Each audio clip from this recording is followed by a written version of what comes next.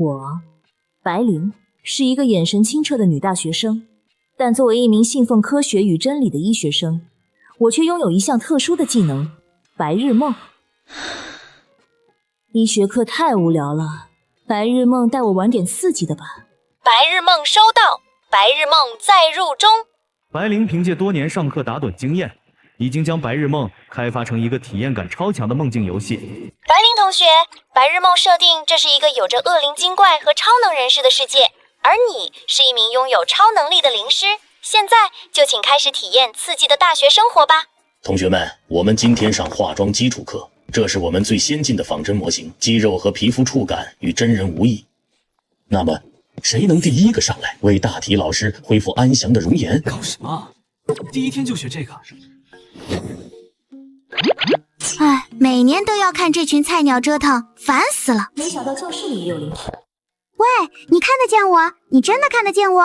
算了，就假装看不见吧。别装了，你瞳孔焦距变了，你绝对看得见。10年了，终于有人能看见我了。聒噪，我受不了了。啊！怎么着火了？是黑色的火。怎么回事？这不符合常理。本灵是小小的教训一下，可能是模型内部的储能材料泄漏，产生了特殊的化学燃烧现象。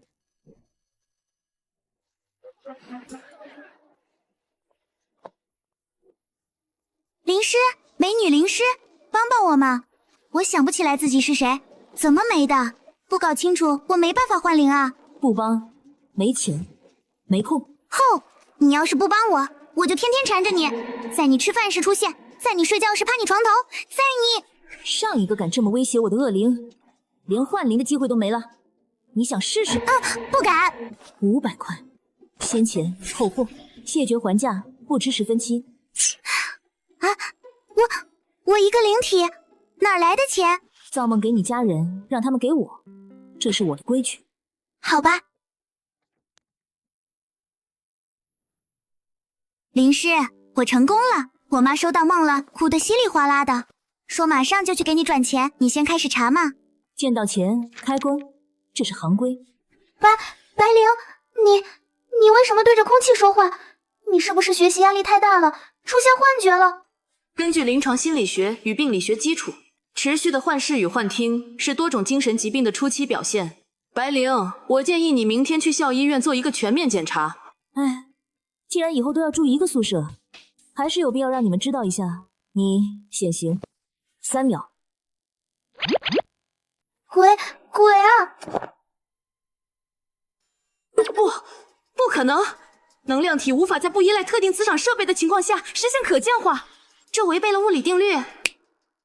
你们不用怕，它不是鬼，也不是能量体，它是人的精神意识灵体。灵体也是科学的一部分，只是你还没学懂而已。顾大学吧。这……喂，丫头，第一天上学没给爷爷丢人吧？钱够不够花？不够就去操场多捡几个瓶子。爷，您就别演了，我今天接了个活儿。什么活儿？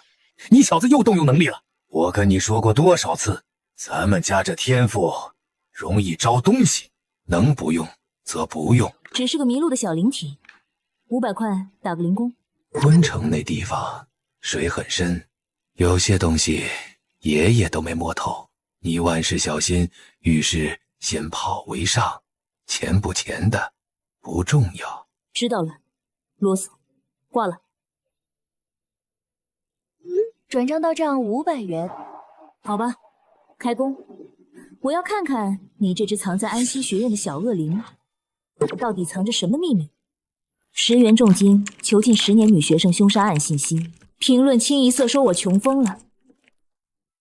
我爸去年在学校捐了栋楼，查个资料还是比较容易的。富婆，你要是早说，我就不用在网上被人羞辱了。呜！我也着实没有想到，这年头还有10块钱这种数额。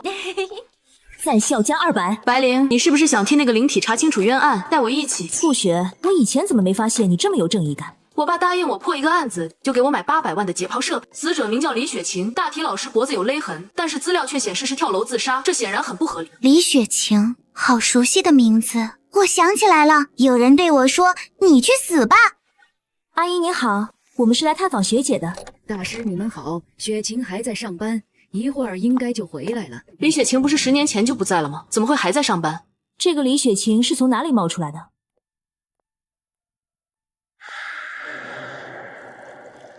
尊敬的神啊，血食已经奉上。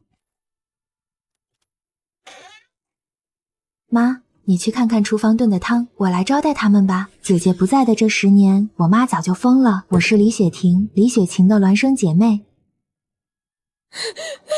大师们跟雪晴一起吃饭吧。还要继续装疯卖傻吗？这肉汤我们可喝不起。你根本不是李雪婷，李雪婷10年前就被你们陷害了。你身上有至少8个怨灵的气息，如果我没猜错，地上那缕头发就是李雪婷的。你们用双生花献祭，让她永世不得超生，只为家中能人丁兴旺，诞下男孩，对吧？灵师的血肉大补啊！我都想起来了，是姐姐勒住我的脖子，妈妈把我推下阳台的。你们好狠的心啊！3级恶灵也就只能这样吓吓人了。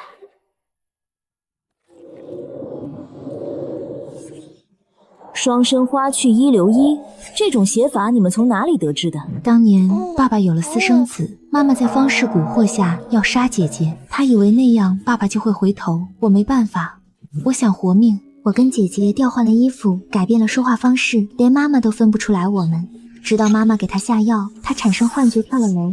不止这些吧？你看她还有气，还用绳子帮她解脱，没错吧？我记起来了，他们说姐姐必须没，爸爸才会回来。你都知道，那你为什么要跟我互换身份？因为你是我姐姐，我不想你死。灵师，杀了我吧，也算是我罪有应得。我是灵师，不是法官，你们的事情留着和警察讲吧。你会在监狱里反悔一生，跟你母亲一样，慢慢变成一个疯子。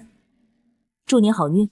这么刺激的事情，你们竟然不带上我！就你一个解剖课都能晕倒的选手，还想跟着查案？可我要推销兽医啊！我家兽医能召唤灵体，让他们荣登极乐。真的吗？你不好好去换灵，跑这来吓唬我室友干嘛？我跟黑白无双说我是你送下去的，他们说你之前给的金元宝是假的，害他们喝酒付不出钱，被追了好几条街，把我的幻灵排到54323号了。你这真是上坟烧报纸糊弄鬼啊！这不是真的贵吗？行了行了，我烧点通行钱，早点送你去幻灵吧。之前答应给你家的钱，下辈子给吧。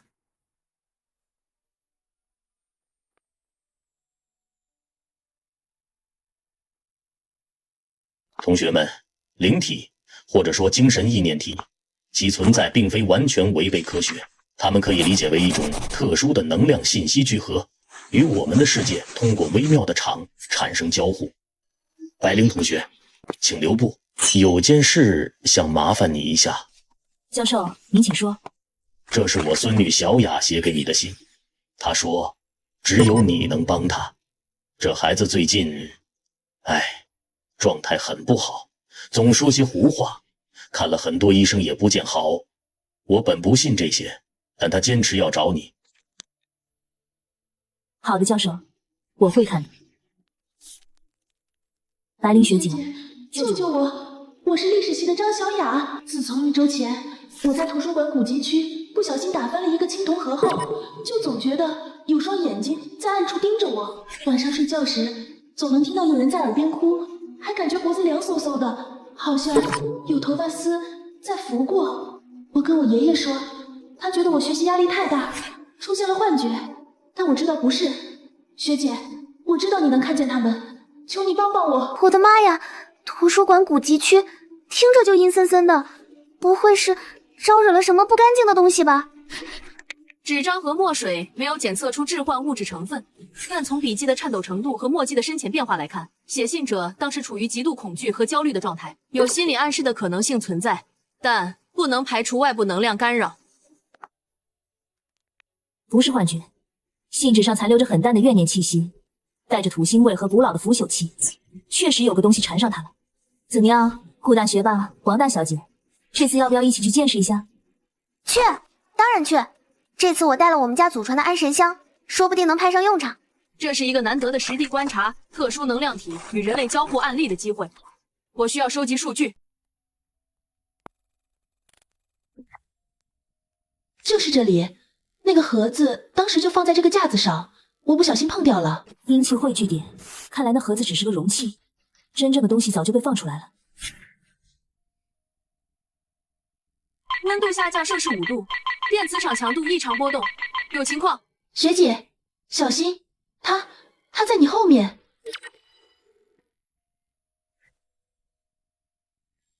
原来只是一个被困在古籍里的百年怨念。天地无极，乾坤剑法。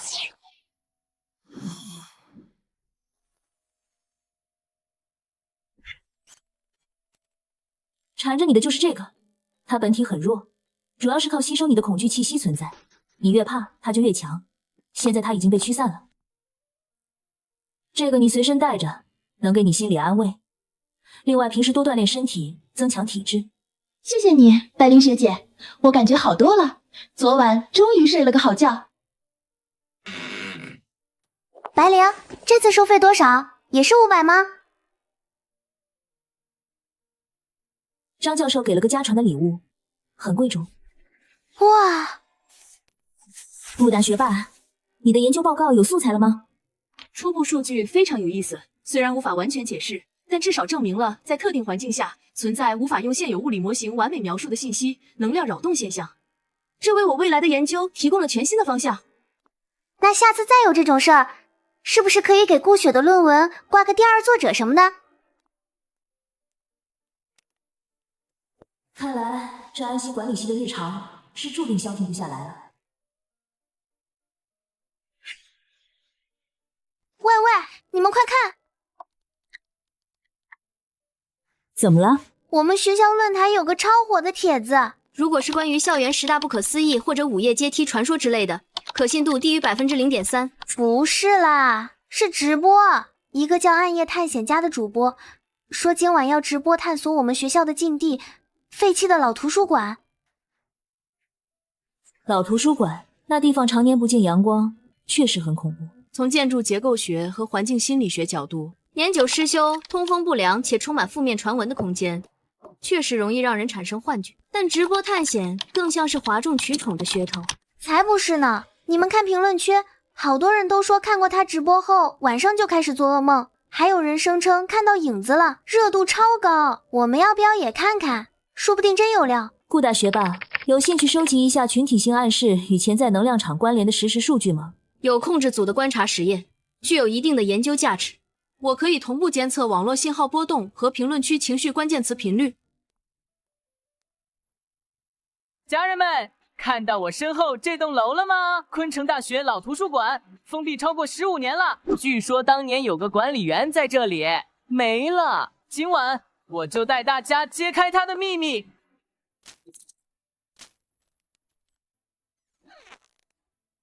感觉温度瞬间降低了，家人们，弹幕护体。环境噪音正常，画面暂未发现人为剪辑痕迹。评论区恐惧关键词：怕，影子有东西出现频率正在上升。哥，什么声音？别怕，可能是老鼠或者年久失修。不是老鼠。啊！真有东西啊！信号中断前0.5秒，检测到短暂的异常电磁脉冲，无法排除设备故障，但巧合的概率不高。他们惹到东西了，而且那东西被惊扰了，得去看看。环境参数确认异常，能量扰动等级初步判定为2级。白灵，靠你了！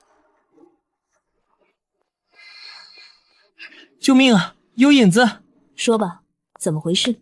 影子，白影子，吊着的，追我们，就在那上面。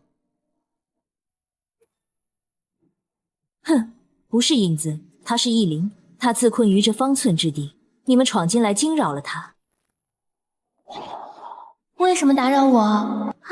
灵体形态稳定，能量辐射模式前所未见，正在记录。放肆！你把自己困在这里，只会让你永远痛苦。不如将委屈说出来，也是解脱。你真的愿意听我说吗？愿意，只要你不伤害我们。说吧。我委屈。我懂你委屈，但现在你要和自己和解。我助你散去执念，从此自由。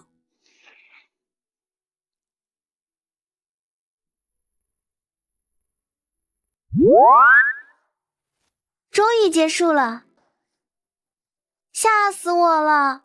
不过那个主播和他助手被校保卫科带走教育了，应该不敢再乱来了吧。这次事件提供了宝贵的近距离灵体观测记录，能量消散前后的参数变化非常清晰，或许能构建一个初步的灵体能量衰减模型。这墨定使用时感觉灵力流转特别顺畅。哎，这花纹好像在哪见过，是不是跟张教授黑板上的那个差不多？张教授，您身上到底还藏着多少秘密？这安溪管理系看来远比我想象的要复杂。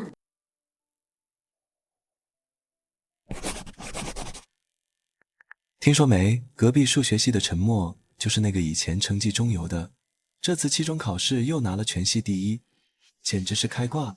何止是开挂，我听说他最近像变了个人，走路都带风，以前见到人都不敢抬头，现在眼神都透着一股说不出的傲气。气息浮躁，印堂隐有红光外现，不似自身运势，倒像是被什么东西强行催谷。你们说的陈默，他最近有没有什么特别的变化？比如佩戴了奇怪的饰品，或者行为异常？饰品没注意，不过他现在几乎机不离手，连吃饭都盯着手机，手指还经常在空中比划，像在操作什么看不见的东西。频繁操作移动设备，可能是沉迷新型应用程序，但从行为突变来看，不排除外部干预可能。会不会是被高科技鬼上身了？系统兑换过目不忘1小时，积分从我刚完成的任务里扣。兑换成功，积分扣除。检测到高价值目标，白领。新任务，获取白领1缕头发。奖励，顶级悟性体验卡。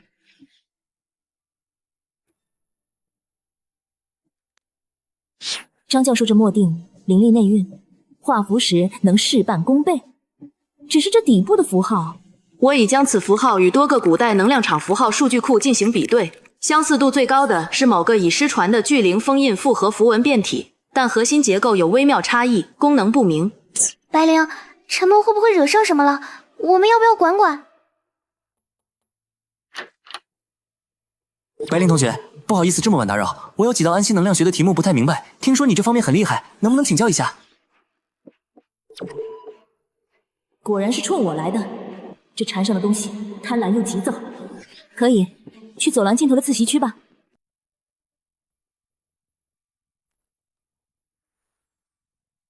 原来是域外心魔的一种，以代码为形，以贪念为实，诱人堕落，最终吸干宿主所有潜力与气运。怪不得他进步神速，却气息虚浮。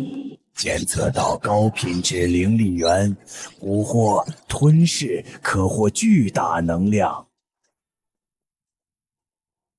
你这系统任务奖励不好拿吧？用自身前途和气运换来的虚名，值得吗？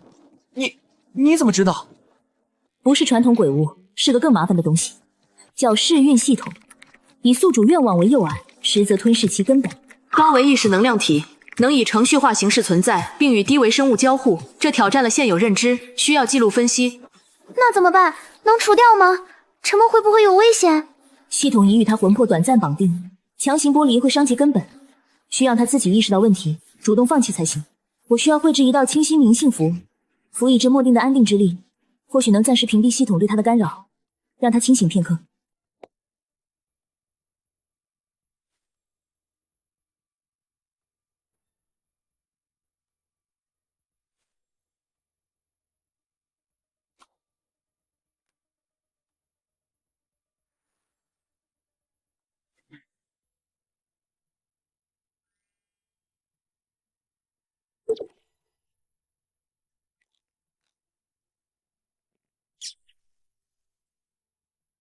白灵同学，对不起，我都想起来了，那个东西他说能让我成为人上人，可我现在觉得身体被掏空，什么都没学到。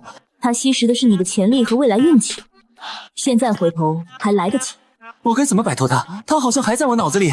贴身佩戴，固守本心，不再依赖他完成任务。当你真正依靠自己努力时，他自会因无良而衰弱。之后，我再想办法帮你彻底清除。哇！论坛上说数学系的陈默主动找老师承认近期状态不好，申请缓考并从头补基础，评论都说他很有勇气呢。陈默身上的异常能量场读数在他接过符箓后显著降低，信念选择影响能量依附体强度，这个案例支持了我的假设。那个系统背后恐怕不简单，像是被批量制造出来的。张教授，这墨定以及这所学校里隐藏的秘密，看来比想象中更深了。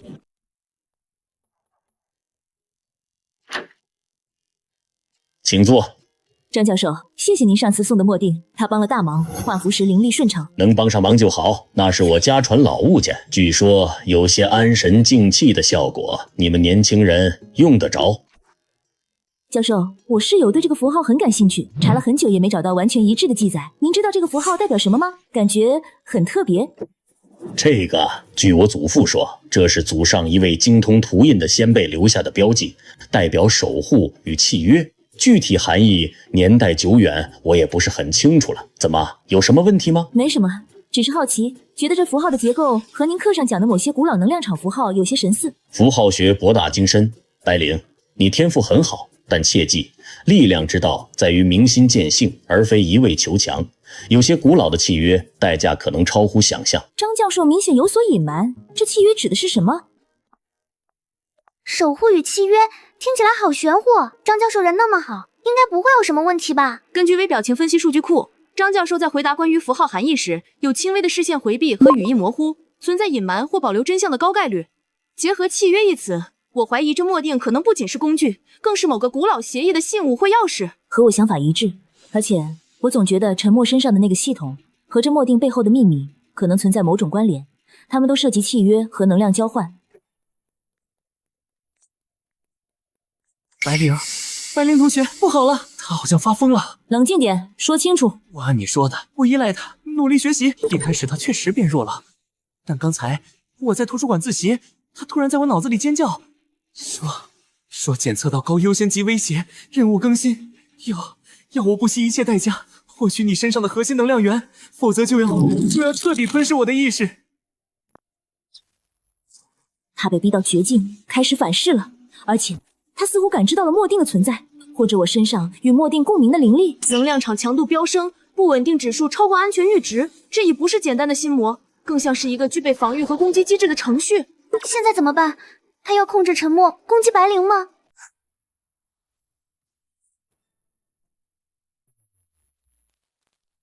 目标锁定，高价值能量源，夺取，必须夺取。你以为强行控制宿主就能得逞吗？离开他的身体。宿主只是载体，任务优先，清除威胁。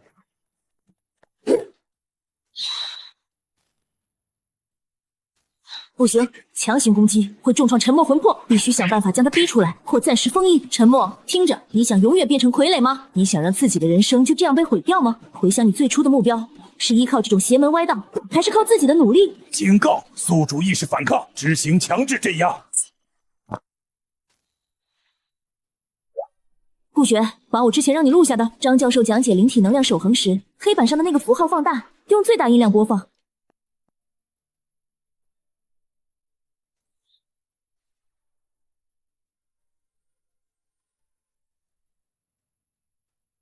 检测到古老协议，防火墙，冲突，错误。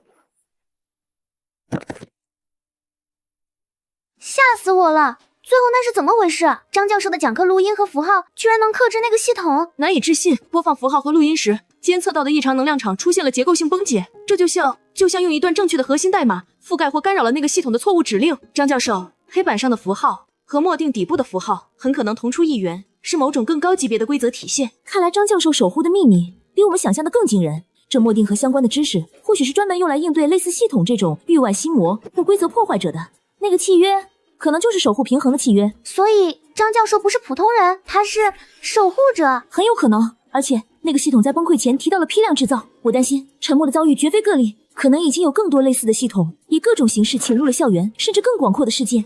张教授，您到底在守护什么？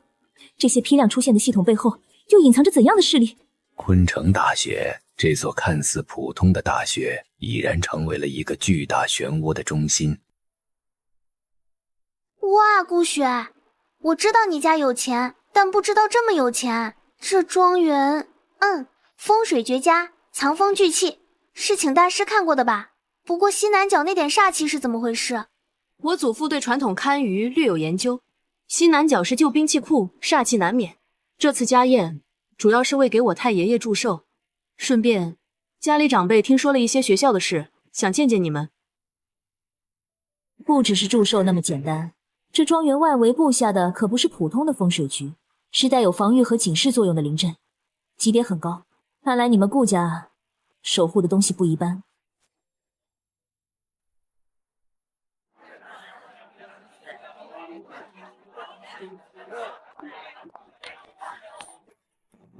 丫头，你怎么跑这儿来了？嬷嬷，你不是说今晚社团有活动吗？爷爷，您怎么在这？哈哈哈，老白、老王，看来咱们三家的小辈缘分不浅，竟是室友。都别站着了，过来坐。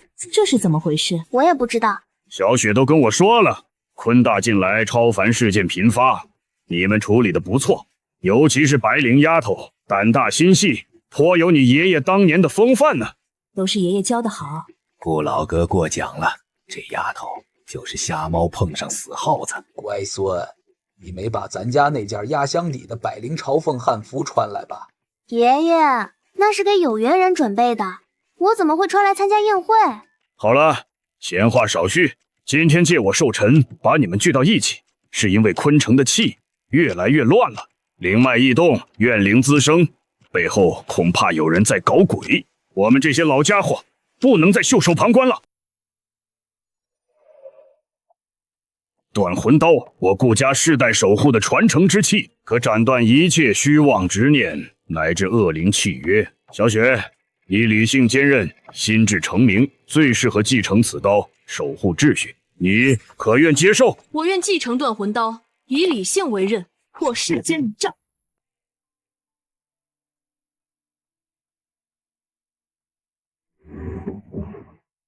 阴绣，王家秘传，以灵为线，以魂为引，可沟通阴阳，绣魂补魄，亦可织就罗网，困灵锁魂。默默，你心思纯净，共情之力强，阴绣之力在你手中，方能显其守护之真意。你可愿继承？我愿意。虽然我怕鬼，但我不想只是被保护，我要用这力量帮助那些像小优一样迷惘的灵体。丫头，看到了吗？我们三家，顾家掌断，斩妖除魔；王家掌绣，沟通阴阳；而我们白家掌的是度，安抚灵体，除怨换灵。你天生灵觉强大，是我们的希望。所以张教授给我的这墨锭，张教授是另一位守护者，负责知识的传承与警示。这墨锭是信物，也是钥匙，它能助你更好地运用度之力。如今昆城暗流汹涌，年轻一代必须尽快成长起来。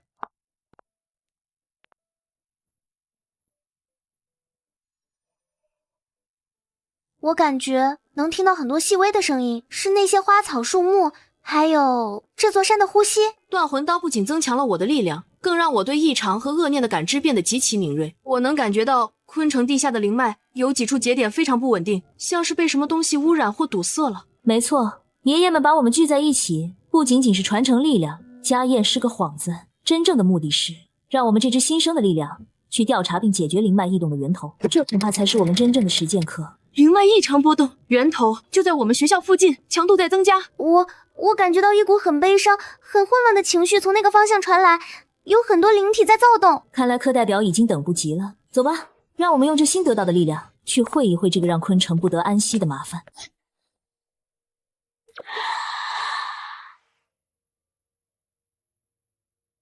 灵脉节点的污秽能量吸引了大量无主灵体，它们正在被强制融合。这个聚合体的核心就是污染的源头。我能感觉到他们好痛苦，好混乱，像是有无数根针在扎我的脑袋。木木，用你的阴秀之力尝试安抚分离那些外围的弱小灵体。顾璇，找出核心。用你的断魂刀斩断他们之间的愿力链接，我来正面吸引他的注意力。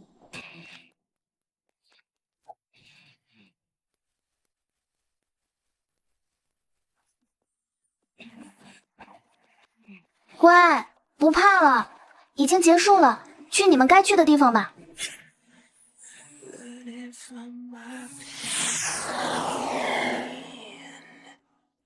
找到了，东南偏下15度角，那个不断闪烁的暗红色光点，是他在强行粘合所有灵体。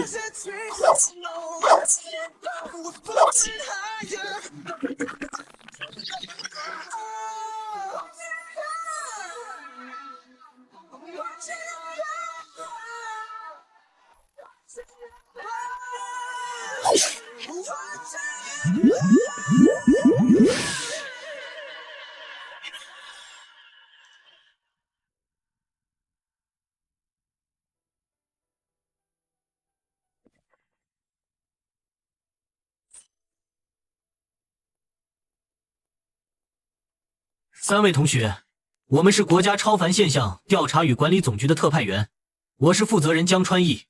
我们监测到这里的异常能量波动，刚赶到就目睹了一场非常精彩的战斗。超凡局？没听说过，我们是正当防卫，这里的东西可不是我们弄出来的。别紧张，我们不是来追究责任的，恰恰相反，我们是来感谢你们的。这个怨灵聚合体如果彻底成型，会非常麻烦。你们阻止了一场可能波及校园的危机。你们早就知道这里有问题。是的，但我们的人手实在不足，处理这种级别的超凡事件，往往需要付出巨大代价。像3位这样能如此高效、精准地解决问题的民间人士非常罕见。鉴于目前昆城乃至全国超凡事件频发的严峻形势，我们超凡局正在积极寻求与有能力的人士建立合作。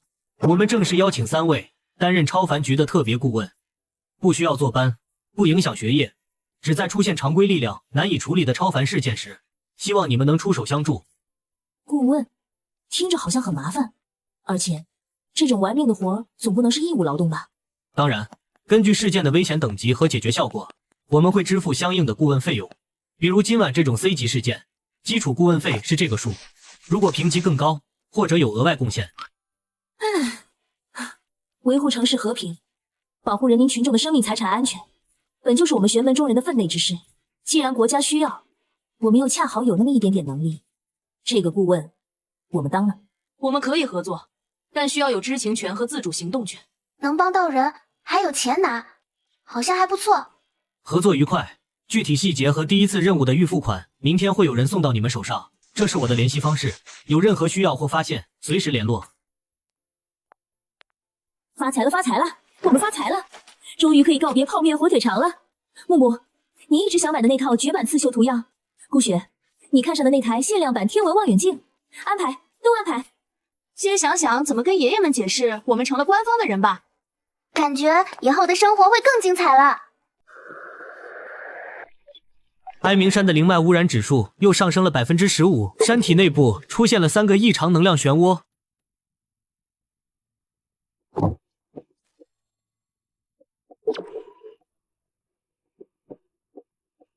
这地方的怨气浓得化不开，空气中都带着血腥味，看来今天是块硬骨头。这么浓郁的阴气，倒是养蛊的好地方。可惜里面的小家伙们都被污染了，变得暴躁不堪。山势如断井，怨气聚而不散，此乃大凶之兆。今日此行，凶险异常。这位是孟苗，苗疆蛊术的正统传人，擅长应对各种毒瘴虫蛊。这位是杨小贤，民俗专家，精通风水。今日行动需倚重各位所长。土地在哭泣，我听到很多痛苦的声音。这片土地正在承受巨大的折磨。我们已进入瘴气范围，此处的阴气足以扰乱心智，大家务必守住心神，切勿被幻象所惑。让我来。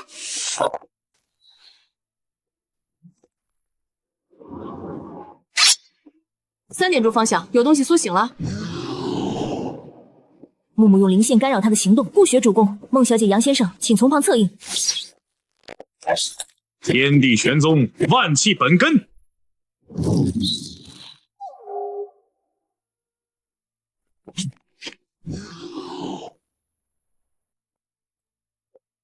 污染源就在里面，能量读数已经爆表，这个裂隙正在不断扩大。来都来了，总不能空手而归。今日就要看看到底是什么东西在作祟。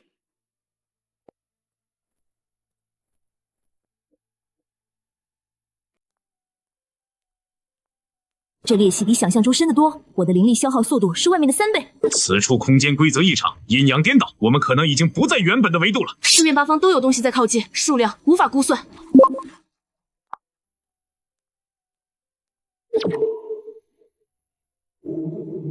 他们在哭，成千上万的灵魂被囚禁在这些树里，好痛苦。润后，这是噬魂树怪，小心，这些树根能吞噬灵力。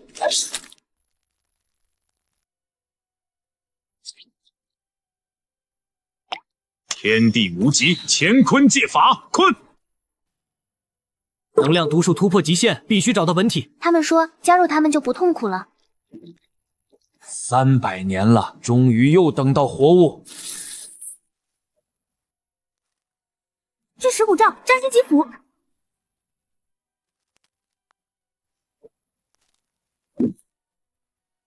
木木，醒过来！灵力快要见底了，阵法要崩溃了，成为我新的养料吧。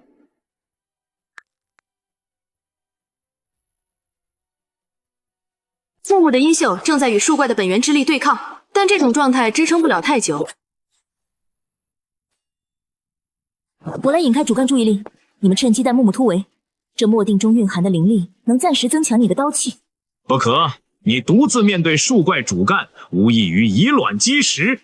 让我用本命骨配合你。老妖怪，你的对手在这里。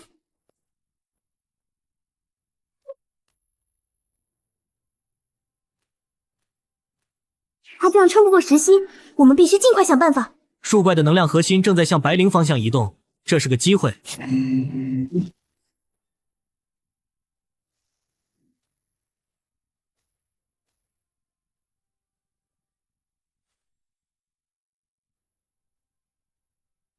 真是掉进老妖怪的心窝里了。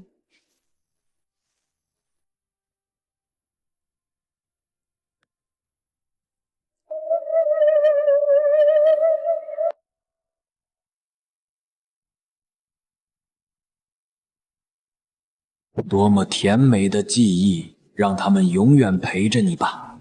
放弃抵抗，成为我的一部分。就这点蛊惑人心的本事？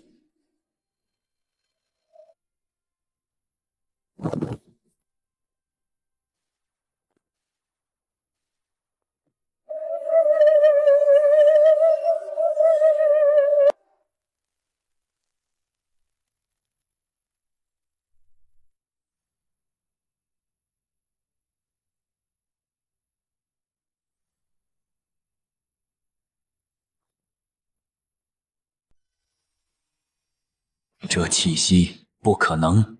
你体内为何有那位大人的本源之力？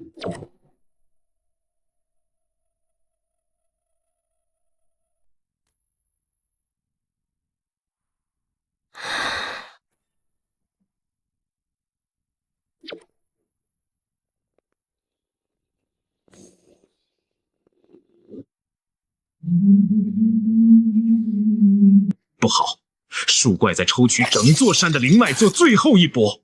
这些新生的怨灵杀不完，江队必须立刻撤离。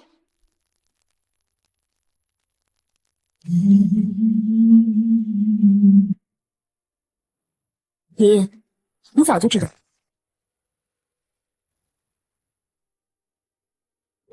不，这是我的本源！住手！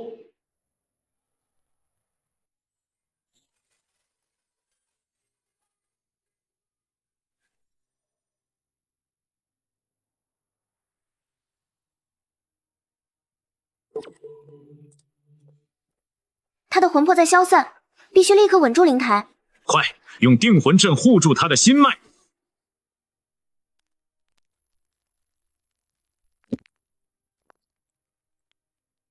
任务完成，请求最高级别医疗支援。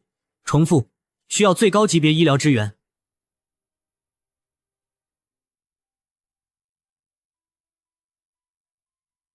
该来的终究还是来了。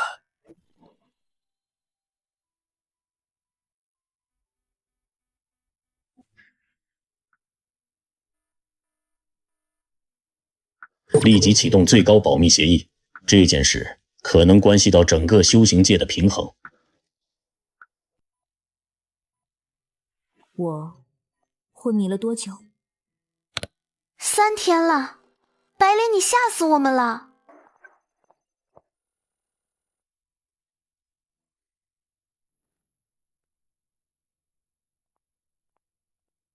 爷爷，我身体里住着的究竟是什么？为什么他如此渴望吞噬？23年前，中元夜月全食，阴阳逆位井突然喷发，我奉命去镇压，却在井边发现一个裹着奇异纹路襁褓的女婴。所以，我不是这个世界的人吗？你确实来自井的另一端，随着你飘出的还有半卷残破的玉简，上面记载着封印饕餮之力的法门。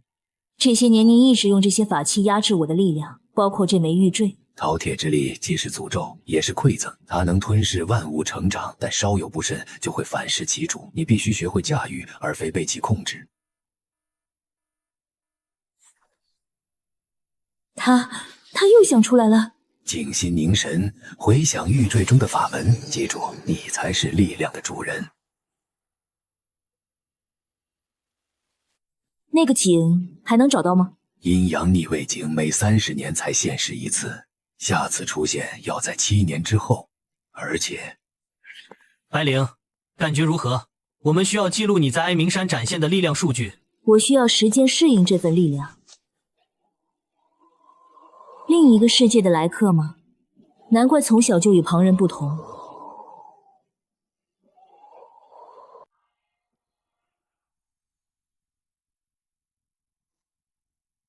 能量波动趋于稳定，但峰值远超数据库记录。这种性质的灵力闻所未闻。白灵同学在哀鸣山展现的力量已经引起了最高层的关注。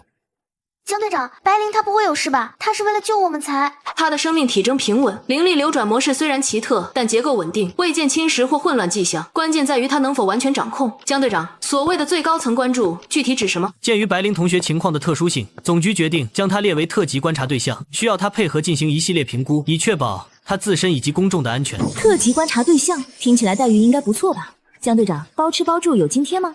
基本的顾问津贴会照常发放，额外的观察补助需要根据评估结果和后续合作来定。行，规矩我懂，先配合评估。不过我得先回趟宿舍拿点东西，顺便跟我的投资人们报个平安。你可算回来了，吓死我们了！感觉怎么样？还有哪里不舒服吗？没事了，就是有点虚，得补补。顾大学霸有什么诊断结论？从医学角度，你的身体机能已恢复正常，甚至某些指标优于常人。但从能量学角度，你体内多了一股我无法解析的庞大能量源。白灵，哀鸣山到底发生了什么？你最后展现的力量……我爷爷说那是我们白家传承的一部分，只是以前一直封印着，具体情况我也还在摸索。哦，我懂了，就像我家祖传的阴秀，顾雪家的断魂刀一样。白灵，你原来也有隐藏的家族神器啊？差不多吧。对了，超凡局的顾问费第一笔到账了，数额可观。晚上我请客，火锅怎么样？庆祝咱们小队首次官方任务，勉强算是成功吧。数据记录和样本分析对研究很有价值。不过白灵，官方不会轻易放任不可控的力量，接下来的评估你需要谨慎。我知道，走一步看一步吧。相对它的灵力属性包容性极强，甚至能模拟出部分我们已知的各类能量特征，但核心本质无法解析。数据库里没有匹配项，精神屏障坚不可摧，我们的探测无法深入分毫。这不像自然觉醒的力量，更像某种古老的传承或契约。饕餮之力，吞噬和模拟的特性，看来是藏不住，但核心本源绝不能暴露，得给他们一个合理的解释。爷爷说的白家传承是个不错的幌子，但需要细节支撑。张教授他或许知道更多。评估结果很惊人，白灵，你的力量层级和潜力远超我们之前的预估。总局希望与你建立更深入的合作关系，但前提是我们需要更多的了解。江队长，我可以配合，但我也有条件。第一，我的室友顾雪和王木木必须参与后续的相关任务，我们是一个团队。第二，关于我的力量来源涉及家族秘辛，我有权保留部分隐私，我只能告诉你，它与古老的契约有关，旨在守护平衡，而非破坏。你的团队可以保留，至于力量来源，我们需要一个基本的信任基础，至少我们需要确保它不会失控。失控？如果我会失控，在哀鸣山被树怪拖走的时候就已经失控。控制力量是我的必修课，不劳费心。相反，江队长，你们超凡局数据库里关于类似系统、域外星魔以及某些古老契约和符号的记录，是不是应该对我开放一部分？毕竟我们现在是合作伙伴。你指的是什么符号？比如这个张教授给的墨定上的，还有哀鸣山树怪临死前似乎也对这个符号反应剧烈。这件事我需要向上级汇报。白灵，你卷入的事情可能比想象中更深，这个符号牵扯很大。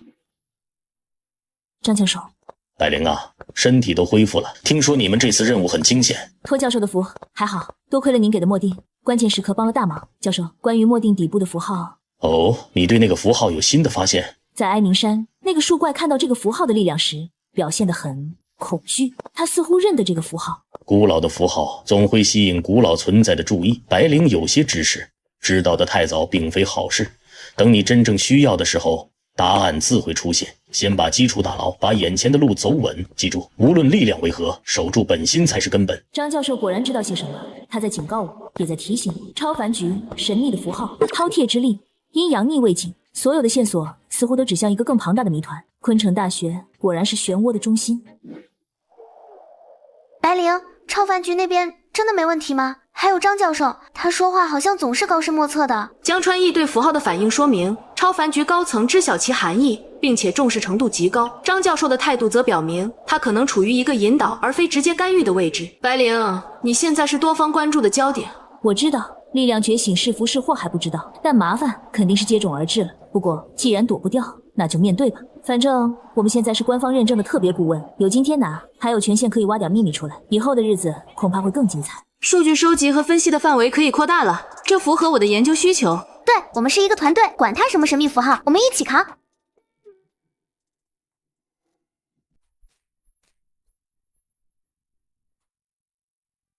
白灵，你最近身上的气息好像更沉稳了。那天在医疗中心到底发生了什么？能量读数趋于稳定，但峰值隐匿性更强。官方数据库里关于你那种力量波形的记录依旧为零。爷爷说，我们白家的力量本就源于平衡，至于详情，等合适的时机吧。先专注训练，江队看着呢。训练暂停，有个情况需要告知你们，最近昆城多地监测到异常的井喷现象。井喷是指能量异常涌出，类似哀鸣山那种？不完全是，哀鸣山是污染导致的灵脉淤塞爆发，而最近的迹象更接近某种古老记录中提到的阴阳逆乱井即将开启的征兆，能量性质更加原始，也更混乱。阴阳逆乱井，江队，相关记录我能查看吗？这就是接下来要带你们去的地方，守夜人档案库对你们部分开放。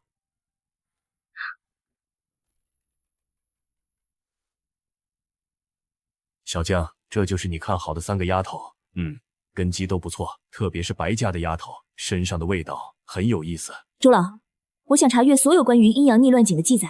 逆乱之井，非善地也，古籍有载，其现世之地，阴阳失衡，法则扭曲，常伴有大机缘，亦有大灾劫。据考，它与一些极为古老的存在，甚至一些流淌在血脉中的古老力量有所关联。符号学比对一致，所以张教授的墨定、哀鸣山树怪的反应，甚至白灵的力量，都可能与这井有关。这里说井开之时，守夜人现持药而阵，药是什么？这就是关键。我们相信药可能并非实物，而是指代特定的人或者条件。白灵，这也是为什么总局对你如此重视。你的力量特性或许就是稳定乃至关闭井的关键。爷爷，阴阳逆位井、守夜人、药人，你早就知道这一切，对吗？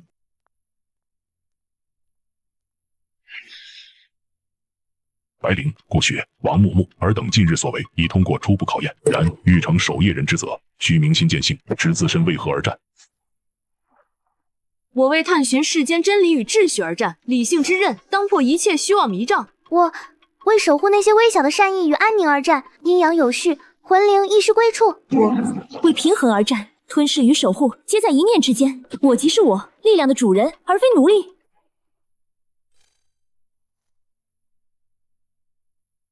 善，记住今日之言，守夜人非为权势，而为守望。当井的异动加剧，便是你们履行使命之时。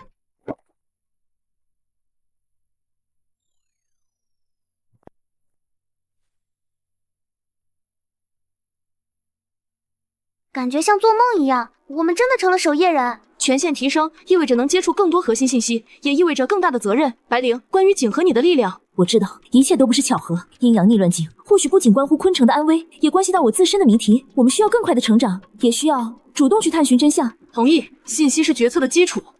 我们一起。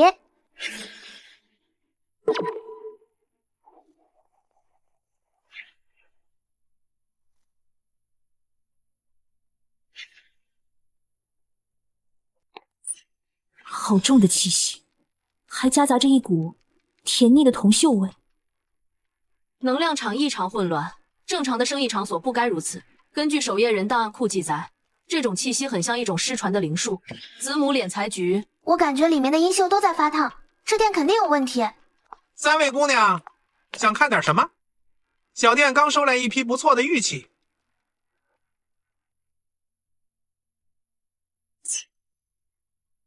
老板，你这聚宝盆吸的是哪门子的财？小姑娘，话可不能乱说。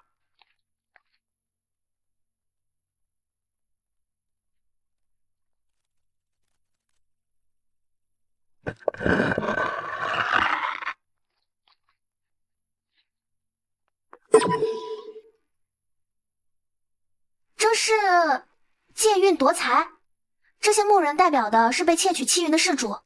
看这成色，已经有人出事了。此盆窃取他人财运福报，汇聚到母盆，母盆在滋养施术者，好阴毒的手段。既然被你们发现了，那就别走了。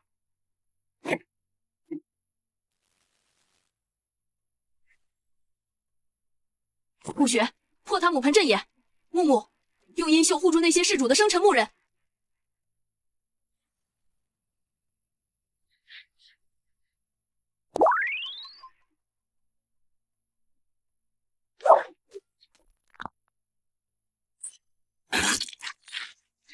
没想到被几个小丫头逼到这一步，但想抓我没那么容易。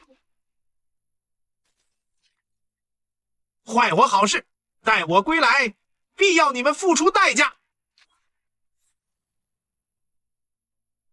现场残留的空间波动很特殊，不是普通遁术。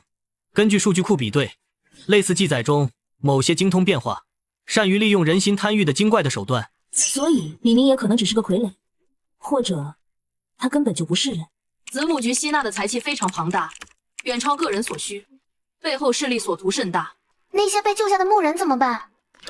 会安排秘密救治，尽可能挽回他们的气运。当务之急是查明李明野的真实身份和下落，还有他背后的势力。李明野的子母局被超凡局的人破了，他本人动用替身木偶勉强逃脱，现已重伤隐匿。白灵同学，你的玉坠很特别。张学姐，抱歉，我刚刚说什么了？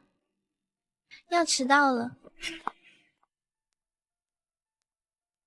3天内，校园发生7起认错人事件，监控显示当事人都有短暂的行为异常。我感觉到校园里多了股违和感，就像有人披着不合身的外衣在走动。每次异常出现，玉坠都会发烫，这不是普通的恶作剧。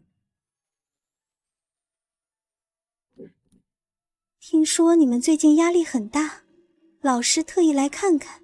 张老师，您上周扭伤的右脚好了？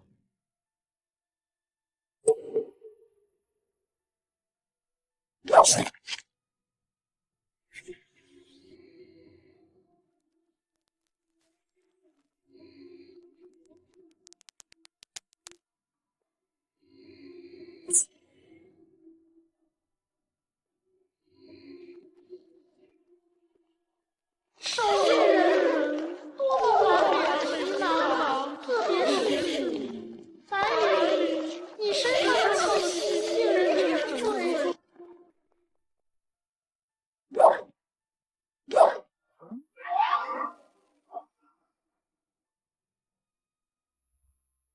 3点钟方向，楼梯间。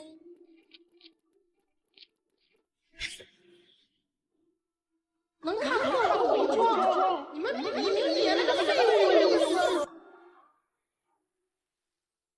顾雪，他怕纯净的能量。木木，用阴袖锁住他周围空间。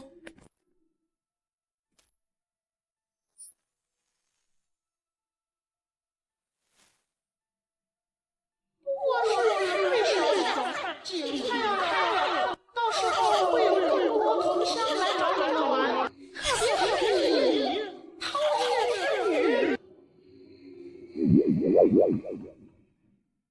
早说过，别小看那些守夜人。不过，饕餮之女这个情报倒是值得你将功补过。下次用这个对付她。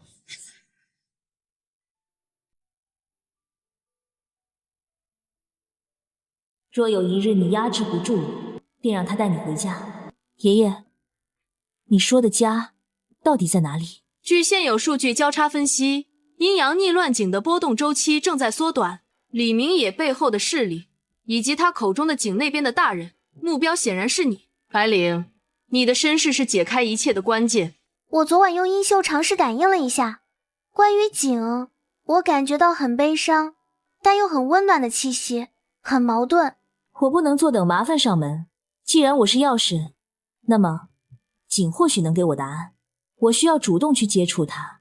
太危险了，我们对井的了解太少，所以需要准备。明天我们去拜访张教授，他给我的墨定一定知道些什么。阴阳逆乱井并非简单的通道，它是界限，是节点，亦是裂缝。古籍记载，其力量能扭曲现实，映照人心最深处的渴望与恐惧。百灵，你确定要主动触碰它？教授，我还有选择吗？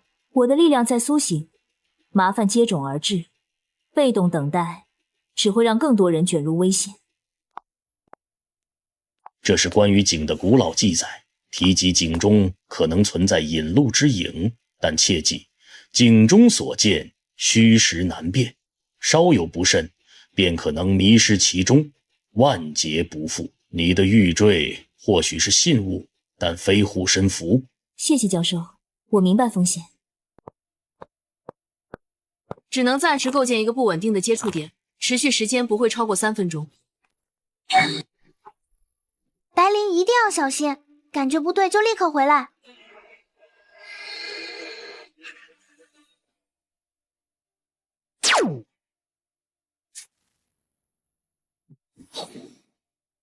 你来了，我的孩子。你是谁？时间不多了，门将再开，他们在寻找你。回家之路在镜的彼端，记住，平衡才是关键。快走，未到时候，保护好玉坠。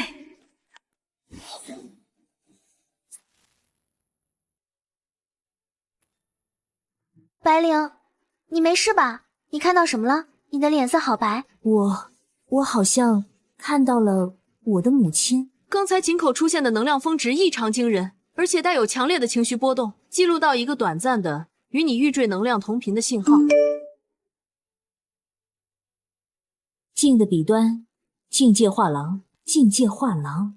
信息是昨天我们接触井之后立刻收到的，对方在监视我们，或者说在监视井。境界画廊注册信息普通，但实际控制方是一个离岸公司，层层穿透，最终指向不明。公开资料显示，它主营现代艺术，但近3个月举办的展览主题都涉及镜像、虚实概念。这明显是个陷阱。那个井里的声音才说要小心镜的彼端，邀请就来了。就算是陷阱，我也要去。这可能是我唯一能弄清身世的机会。我需要计划，需要后备。画廊结构图已调取，我会在对面大楼设置观察点，实时通讯，能量波动监测。木木，你的阴袖能否在外面布下预警和接应？可以，我用灵线在画廊外围布下灵犀阵，里面有大的能量冲突，或者白灵有危险，我们能立刻知道。谢谢。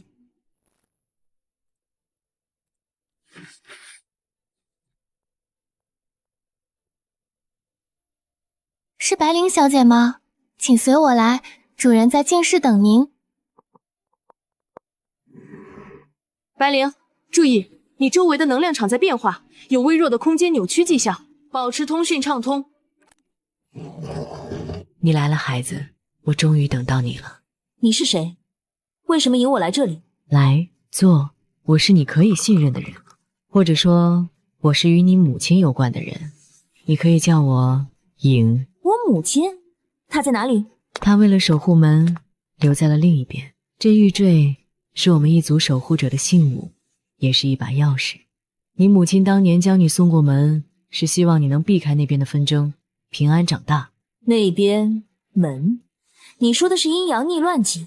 警示门不稳定的显现。另一边是我们的故乡，但如今已被一股堕落的力量侵蚀。他们渴望吞噬这个世界，而你是关键，因为你是唯一能完全承载并掌控饕餮之力的人。是重启平衡，还是引向毁灭，皆系于你。你怎么证明你说的是真的？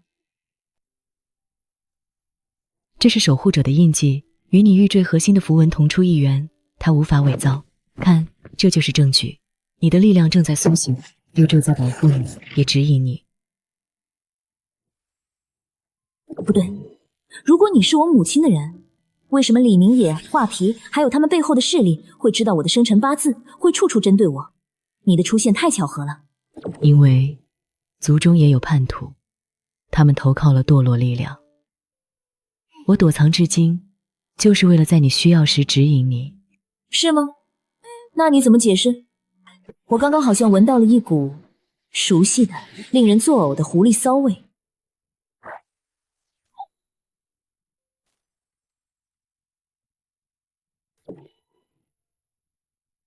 聪明的丫头，可惜还是嫩了点。赢，任务失败，撤。别想跑。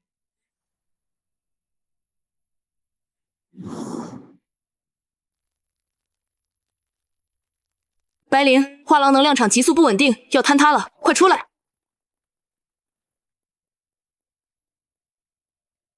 白灵，你没事吧？能量反应消失了，对方布置得很周密，而且他们似乎很了解你，甚至试图利用你对亲情的渴望。但他们暴露了一个关键，我母亲可能真的在门的另一边，而我的确是他们计划的关键。这个影无论真假都提供了线索，镜的彼端，下一次我不会再让他们轻易溜走了。力量又失控了，白灵，你必须在情绪波动时学会控制它，而不是被它控制。饕餮之力是双刃剑。数据显示，当你想起画廊那个影的话时，能量输出会急剧增加300%，稳定性归零。他在刻意引导你的情绪。那个坏女人肯定是故意的。白灵，你别上当。我知道，但他提到的钥匙和门，和我爷爷和张教授说的都对得上。江队，超凡局的档案库里有没有关于钥匙具体是指什么，或者门确切位置的记载？最高权限的加密档案里确实有零星记载，但都语焉不详，只提到钥匙并非单一物件，可能与特定的血脉、灵魂印记以及强大的能量核心有关。而门的位置，根据历代能量波动监测，最有可能的区域就在以昆城大学为中心半径5公里的范围内。哀鸣山事件可能只是某个微小裂隙的显现，也就是说，门可能就在我们脚下，或者无处不在，只等钥匙去开启。白灵，你卷入的漩涡比我想象的更深。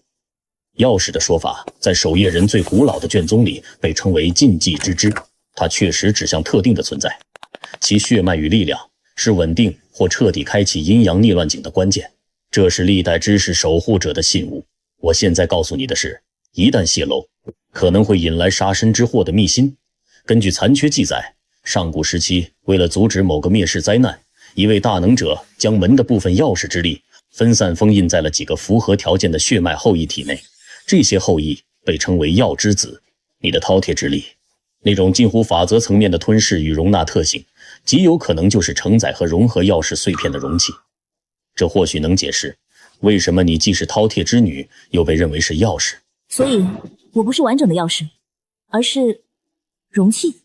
那其他的钥匙碎片在哪里？不知道，可能早已湮灭，可能流落他处，也可能就在昆城以某种未知的形式存在着。但你必须明白，一旦药之子的力量被集齐或激活，无论本意好坏，门的开启都将进入倒计时。那些寻找你的人，目的很可能就是为了集齐钥匙。天啊，听起来好可怕！白灵，你岂不是成了行走的宝藏地图？如果门的潜在区域和钥匙碎片可能存在的地点有重叠，我们可以建立一个模型，交叉比对超凡局记录的所有异常能量点、古老传说地点，以及近年来的不明失踪案或奇异现象发生地。这里我们已经去过，除了树怪，似乎没有别的发现。但根据能量残留分析，树怪的核心处曾有极其短暂且异常纯净的能量爆发，与你玉坠的能量特征有微弱的相似性，但当时被树怪的污秽之气掩盖了。现在回想，那可能不是树怪的力量。你的意思是，哀鸣山可能藏着一片钥匙碎片，树怪是因为它才变得那么强大和异常。重新扫描整个区域，有了，在原先树怪根系最密集的地下深处，有极其微弱的能量信号，频率非常特殊，几乎与环境融为一体。下面好像有什么东西在呼吸，很轻很纯净，但被厚厚的泥土和残留的怨气盖住了。我感觉到了，像是一颗沉睡的种子。小心！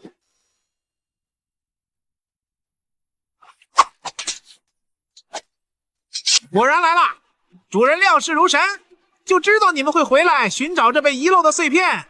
李明野，你背后的主人到底是谁？收集钥匙碎片想做什么？将死之人何必知道那么多？这片生灵之药的碎片归我啦！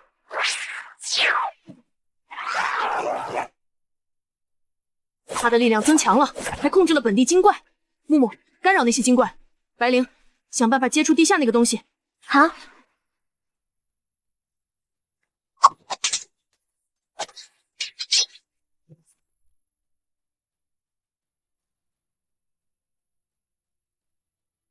没用的，这片碎片沉寂太久，凭你现在的力量根本唤不醒它。乖乖交出你体内的钥匙之力。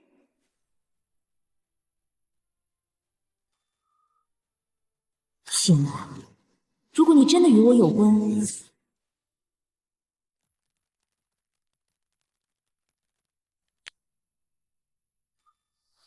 不可能，你怎么能？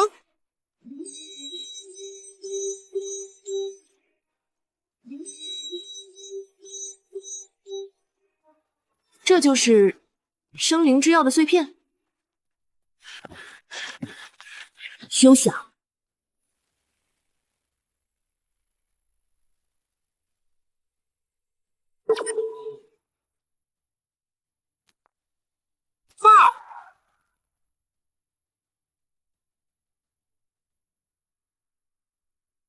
白灵啊，你守不住的，主人很快就会亲自来取。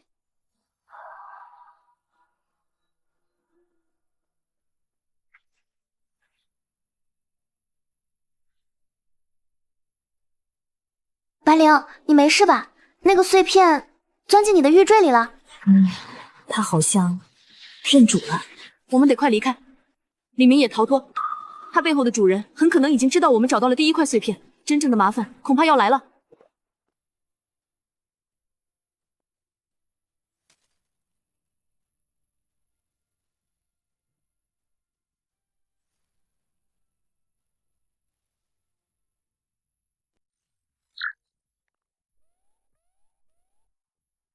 相对，哀鸣山监测点传回超强灵脉波动，能量性质前所未见，比之前树怪事件强上100倍，而且带有强烈的生命复苏特征。生命复苏，立刻调取白灵小队最后定位，封锁哀鸣山周边3公里区域，启动2级应急响应，通知守夜人长老会。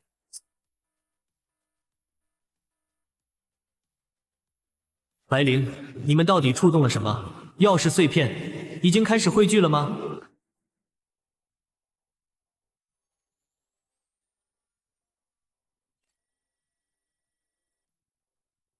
能量层级稳定提升，生命体征远超常人极限。玉坠内部结构似乎在进行微观重组，那块生灵之药碎片正在与你彻底融合。白灵，你感觉怎么样？我觉得你现在的气息好舒服，像春天刚发芽的树林。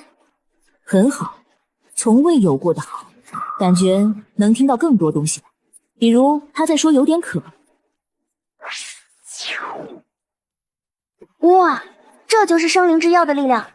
不仅是治疗和滋养，资料记载，生灵之药代表创造与平衡，对一切阴邪死寂混乱的能量具有天然压制力。白灵，你的饕餮之力过于霸道，这碎片正好可以中和其副作用，让你掌控力大增。李明业逃跑前的话不是虚张声势，我们必须尽快提升实力，应对他背后的主人。来了，好快的速度！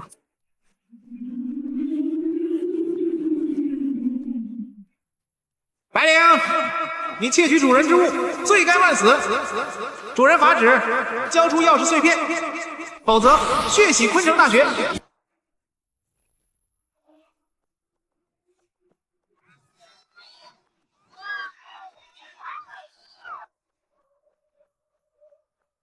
是精神威慑和能量场压制，本体未至，但实力远超李明野全盛时期。他在逼我们现身。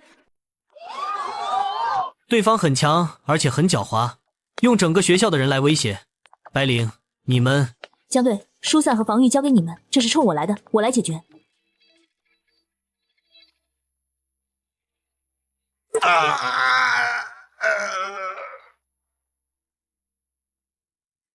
藏头露尾的东西，想要碎片就亲自来拿这些普通人撒气，算什么本事？吓死我了！白灵，你刚才好帅，但好像被标记了。对方退走了，但挑衅成功，真正的攻击很快就会来。你刚才的力量很特别，看来碎片对你确实是机缘，但接下来超凡局和守夜人会全力支持你，昆城的安危现在和你紧密相连了。正好，我也想试试，现在到底能打几个李明野？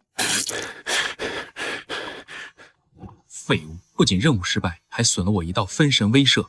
主人恕罪，是那白灵，它融合了碎片，力量属性克制属下。生灵之药果然是它最核心的碎片之一，无妨，既然标记了它，它就跑不掉。第一块碎片只是开胃菜，让它习惯力量融合的过程。哼，等它集齐更多，才是我们收获的时候。通知画皮，下一步计划可以启动了。目标：顾雪、白灵重情，断其一臂，方好掌控。总算走了，白灵，你现在是不是超级厉害了？只是开始，一块碎片的力量终究有限，而且我能感觉到融合需要时间，不能一蹴而就。对方退得干脆，更像是一次试探和标记。接下来，他们可能会采取更针对性的行动。白灵，你需要尽快熟练掌握新力量。我知道，但我们在一起就不怕，兵来将挡，水来土掩。从现在起，我们主动出击。下一个碎片，我们去城南老戏台。昨晚吓死我了，现在想想还后怕。超凡局已解除警戒，但加强了校园巡逻。关于城南老戏台，公开资料显示，它建于清末，解放后废弃。近年传闻有鬼戏和影子演员。玉坠对那个方向的感应更清晰了。下午没课，我们去探探。不好意思，同学。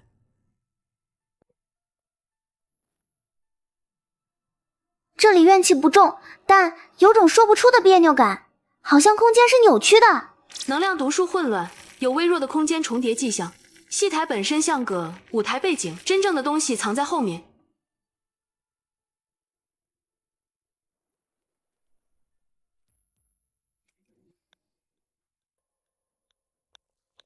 是幻术，小心，这东西能映射人心。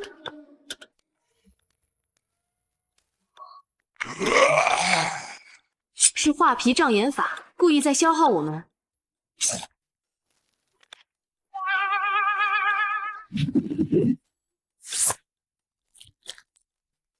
白灵，找到核心，我们撑不了多久。在门帘后面。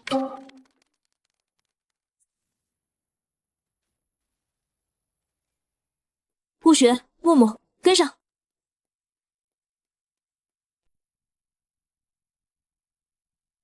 这么快就找到幻惑之药的碎片了，可惜它是我的了。哦，对了，白灵，你看看你身后那位真的顾雪，她还正常吗？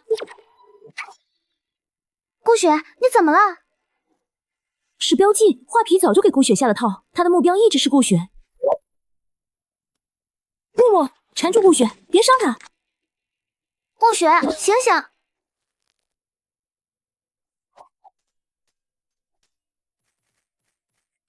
白灵，你最好的朋友要因你而死了，放弃吧，把碎片和你自己交给主人，我就放过他。你扮成他的样子，就是最大的错误。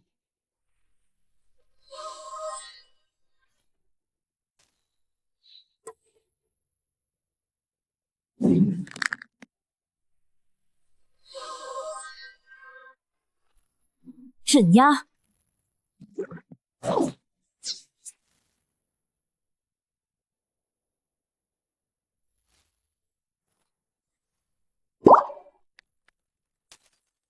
我被利用了，太好了，你醒了。没事了，这碎片关乎幻术和精神，画皮的目标是你，顾雪，他想用你牵制我。看来我的数据和理性成了他们的突破口，不会有下次了。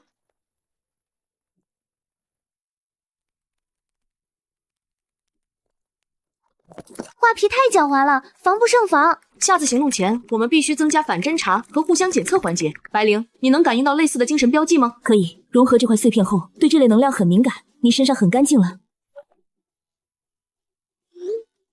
特使，看来更大的风暴要来了。画皮的老巢在城北工厂，等特使走后，我们去端了他。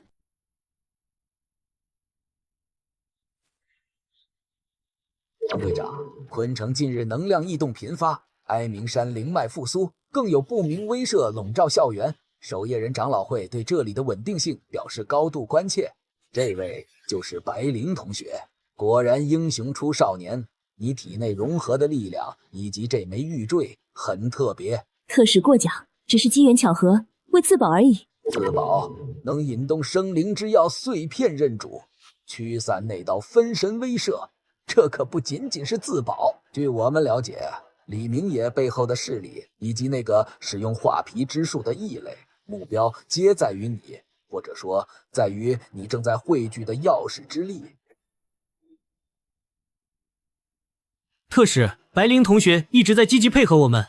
江队长，无需多言，长老会并非不近人情。白灵，你的潜力巨大，但力量来源成谜，稳定性存疑。鉴于你已卷入核心漩涡，长老会决定对你及其团队设立观察期。这是保护还是监视？是必要的平衡，昆城乃至更大的平衡不容有失，希望你理解。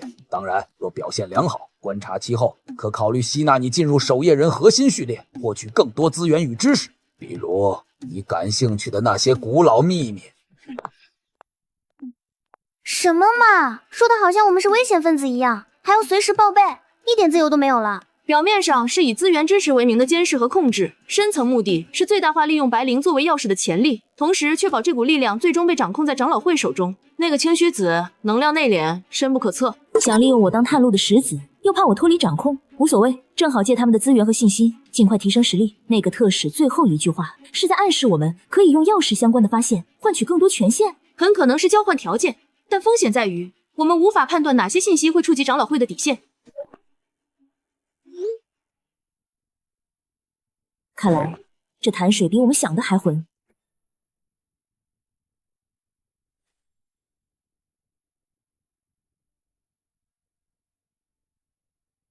特使已按您的吩咐对白灵团队施加压力，不过画皮尸首已打草惊蛇，不妨压力之下才能让钥匙更快成长。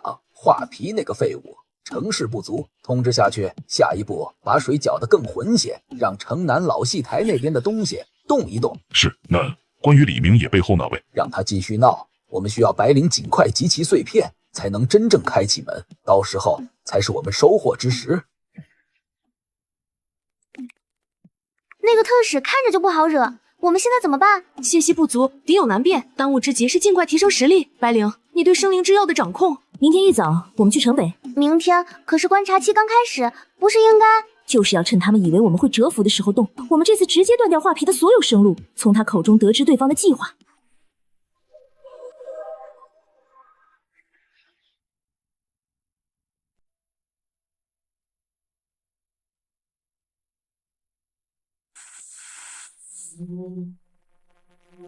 能量反应集中在主车间，混乱且充满恶意，符合画皮残魂特征，但还有另一股极其微弱的空间波动，很隐蔽，里面怨气好重，还有很多被剥下来的皮的气息。画皮很虚弱，正在借助此地残留的怨气修复，但他身边有东西，像是一面镜子的虚影，和警戒画廊的感觉很像。木木，用阴袖封锁工厂所有出口，布下镇灵网，防止他再遁入画中。顾雪，你远程支援，我主攻。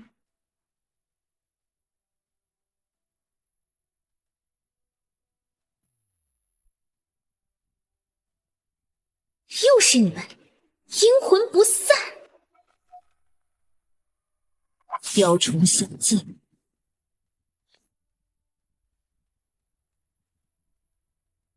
主人不会放过你的。你的主人是不是清虚子，还是那个手腕有狐狸印记的？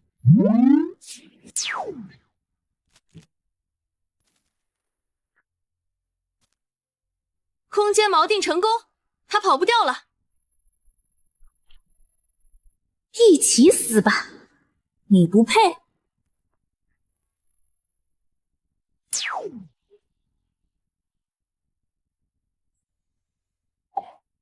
夺灵封印，是。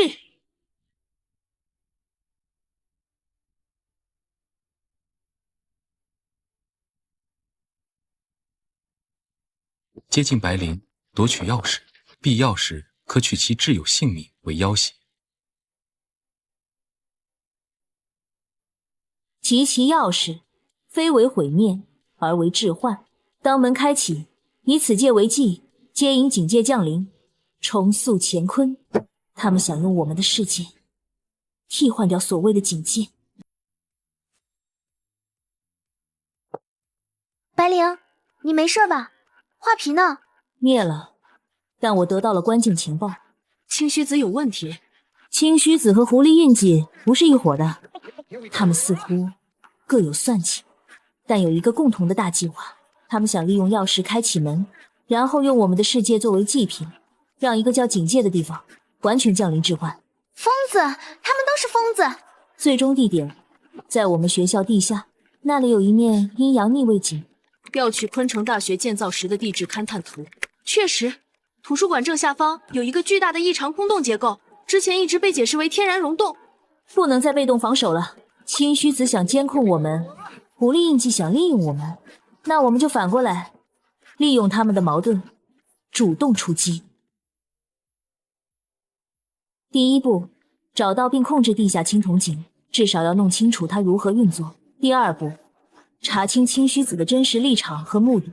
第三步，揪出狐狸印记，彻底粉碎警戒置换计划。地下探查需要避开超凡局和守夜人的常规监控。我可以编写干扰程序，制造能量奖项，但需要时间。我的阴袖可以附着在微小生灵上，进行地下初步侦查，但深度可能不够。深度交给我，融合2块碎片后，我对大地能量的感知更强了。我们需要一个契机，一个能让清虚子暂时无暇他顾，又能让狐狸印记以为我们按捺不住，要主动寻找下一块碎片的契机。画皮灵飞提散，白灵似乎通过搜魂得知了部分计划。无妨，知道了更好。恐惧和压力会让他更快成长，更快去集齐碎片。清虚子那个老乌龟想靠监控和怀柔政策掌控钥匙，痴心妄想，继续给白灵制造麻烦，逼他去找下一块碎片。地点就选在昆城大学图书馆吧，让他自己把门挖出来，岂不省事？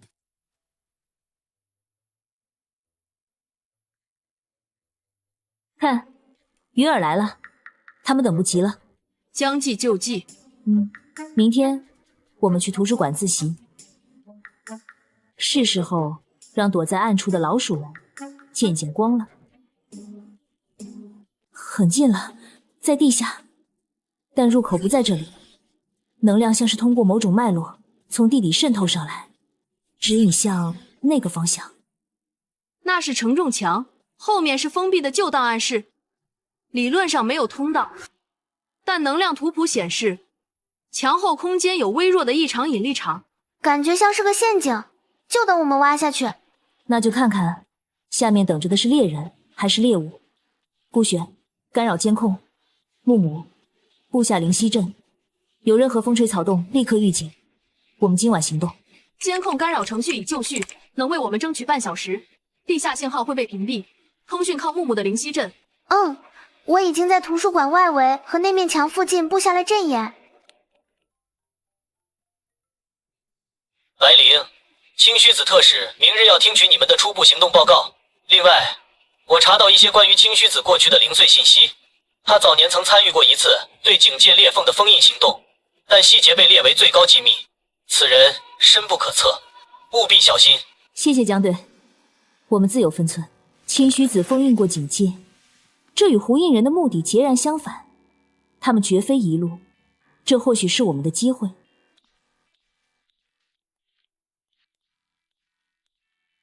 后面是空的，有结界。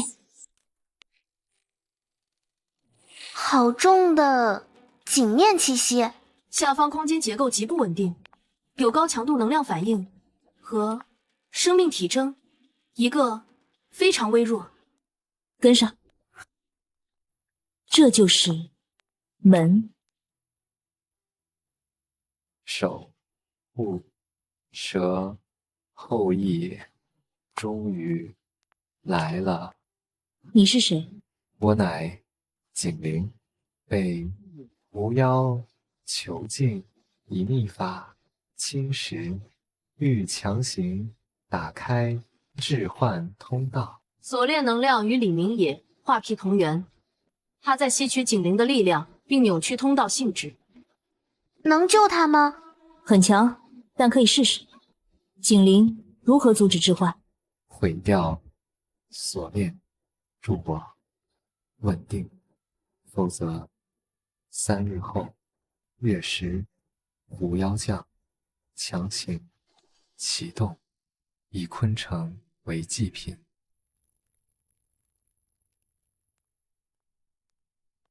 有人来了，能量特征是青须子。果然如此，老夫还是来晚一步。青须子，你还是这般道貌岸然。当年你与我一同发现此景，你选择封印，而我看到了更大的可能，警戒才是永恒。痴心妄想，以亿万生灵为代价的永恒是魔道。成王败寇，如今景星将被侵蚀殆尽，置换不可阻挡。白灵，你不如与我合作，新世界有你一席之地。特使，你的选择是什么？继续观望，还是联手阻止这个疯子？老夫职责守护此界平衡。狐妖，你的闹剧该结束了。白灵，老夫暂时禁锢他，你速用钥匙之力净化锁链，这是唯一救警灵、阻置换的机会。帮我护法。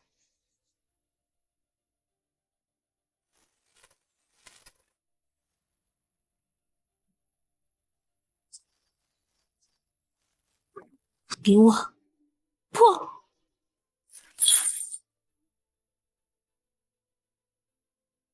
谢谢你，守护者后羿。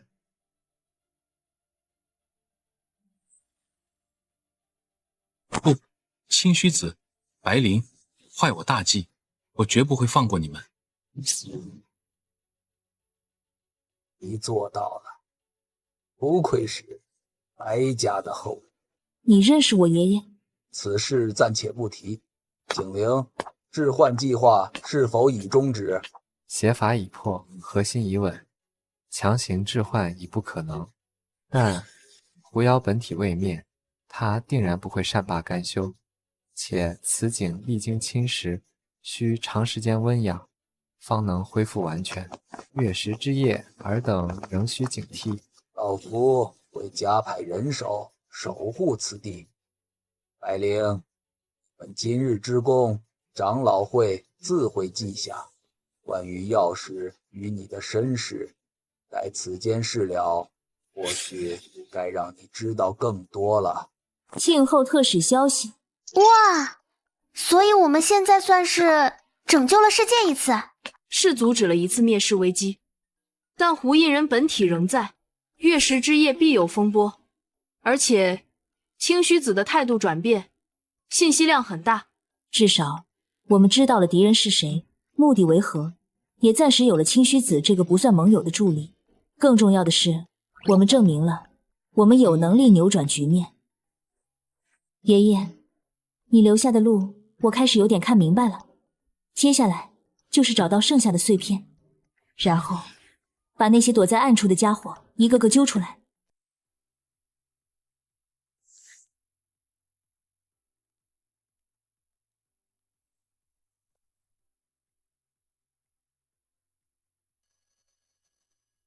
今天的课就到这里，白灵、顾雪、王木木，你们留一下。灵书，没想到你们这么快就走到了这一步，也好，有了这层身份，行事会方便许多，资源情报也能共享。清虚子特使，算是为你们争取了一个相对合理的平台。教授，您早就知道守夜人，也知道钥匙和警戒的事，对吗？我爷爷白三元和守夜人又是什么关系？清虚子长老是个复杂的人，他守护平衡的信念不容置疑，但手段有时会过于大局为重。与他打交道，凡事多留一分心。至于你爷爷，他当年选择离开昆城，自有他的道理。如今你回来了，还继承了钥匙，这或许就是宿命。这是我个人对生灵之药部分古老记载的整理笔记，或许对你有帮助。记住，力量是工具，关键在于执掌工具的人心。月食之夜虽过，但胡印人元气未伤，他绝不会善罢甘休。你们好自为之。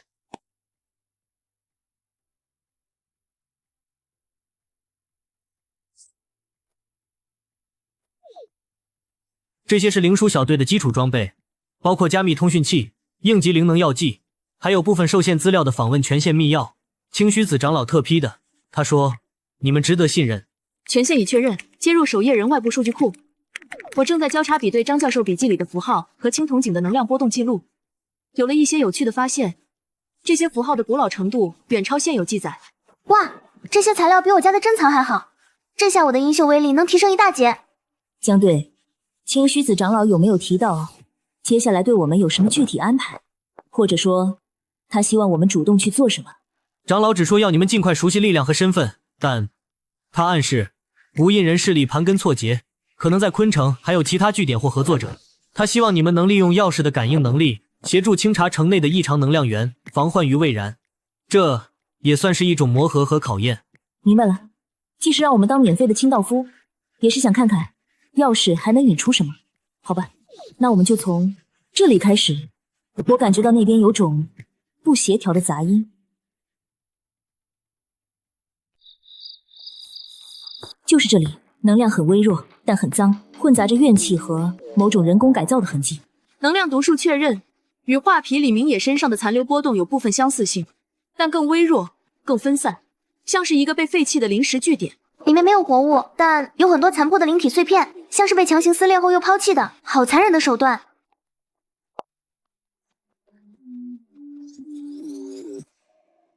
是胡印人一脉的手法没错。这里曾经被用来进行某种灵体实验，或者制造低等傀儡。时间大概在几个月前，他们撤离得很匆忙，但没完全清理干净。新发现，这个图案在数据库中没有完全匹配的记录，但结构风格与已知的胡印人标记有共通之处，可能是一个分支，或者新的标识。清虚子这个老狐狸倒是会借力打力，这么快就让这几个小丫头开始清剿了。可惜都是些我早已抛弃的垃圾场罢了。主人，他们找到了尾焰标记，虽然只是外围代号，但会不会顺着线索？无妨，那些废物据点丢了也就丢了，正好让他们忙活，分散注意力。真正的准备需要在暗处进行。月食计划失败，是因为我们低估了钥匙成长的速度和警铃的韧性。下一次不能再有丝毫差错，血月之时才是最佳时机。是，那关于白灵的身世和钥匙的真相，是否要？不急，有时候让猎物自己发现真相，会比我们直接告诉他更能摧毁他的心防。清虚子想当引路人，那我就帮他一把，让这条路变得更精彩些。去把关于白家和第一次警戒冲击的碎片信息，用隐蔽的方式抛给那个叫顾雪的女孩。她不是喜欢查资料吗？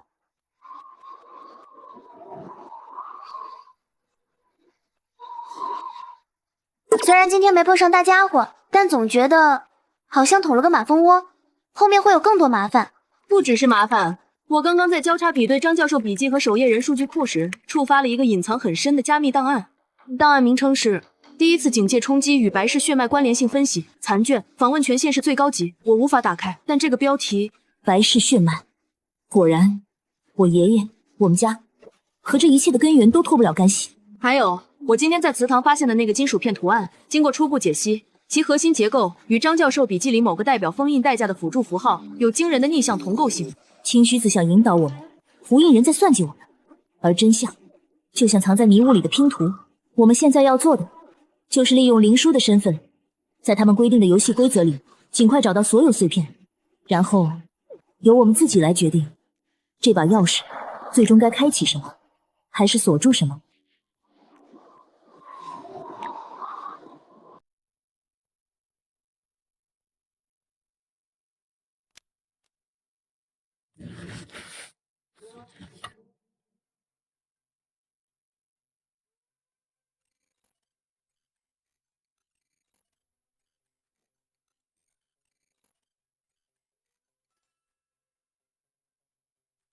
记录显示，约80年前，昆城首次出现稳定的警戒裂缝，位置就在现在学校的地下。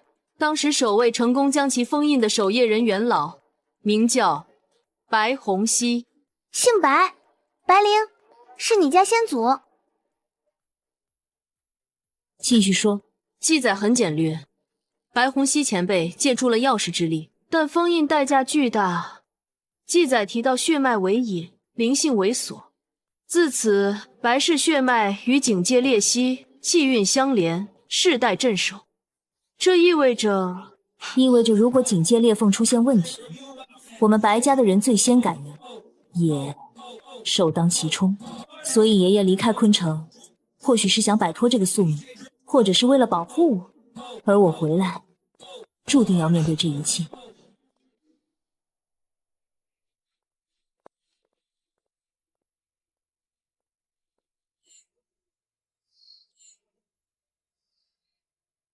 血脉为引，让我看看这里到底发生过什么。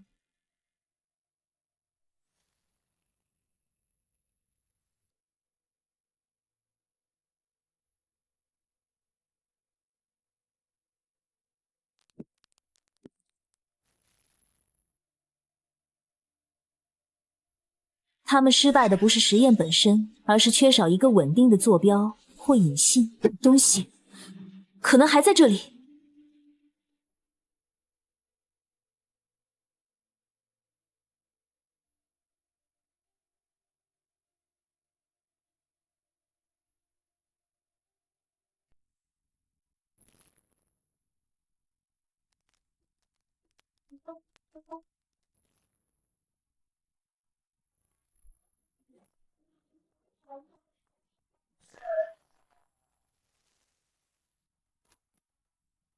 小心，是精神冲击陷阱。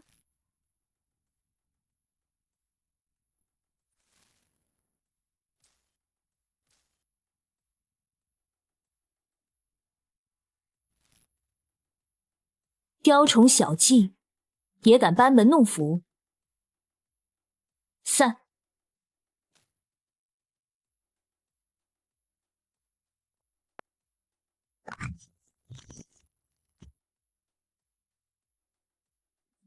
能量读数无法完全解析，结构非常古老，内部蕴含的空间规则极其复杂，不像是我们这个世界的造物。难道是警戒的碎片？感觉像是一扇很小很小的门，或者一扇窗户的碎片。这恐怕就是胡印人当年想用来稳定实验或者定位警戒的东西，他们没能完全掌控，所以失败了。现在这东西归我们了。胡印人想用警戒置换我们的世界，清虚子想维持平衡，但手段难测。有了这个碎片，加上图书馆档案里的记载，还有张教授的笔记，我们或许能主动做点什么，比如彻底加固青铜井的封印，或者找出胡印人的老巢。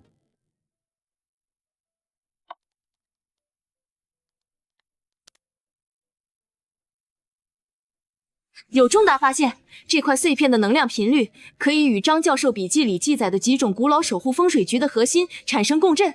如果我们能利用好它，或许真的能在青铜井周围布下一个更强的自动防御阵，即使我们不在，也能一定程度上抵御胡印人势力的侵蚀。太好了，那我们是不是可以不用天天盯着那里了？布阵是其一，其二，我们需要找到胡印人的本体，被动防御永远解决不了问题。这块碎片既然曾与他有关，或许能成为我们找到他的线索。真相已经揭开一角，力量也在逐渐掌握。接下来，该轮到我们出招了。胡印人、清虚子长老，无论你们有何算计，我们都接下了。昆城的未来，由我们自己来守护。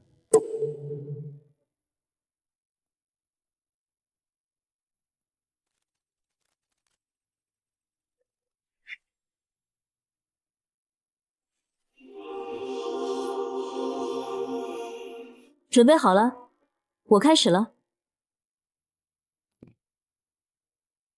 七星镇渊，灵枢定机，起！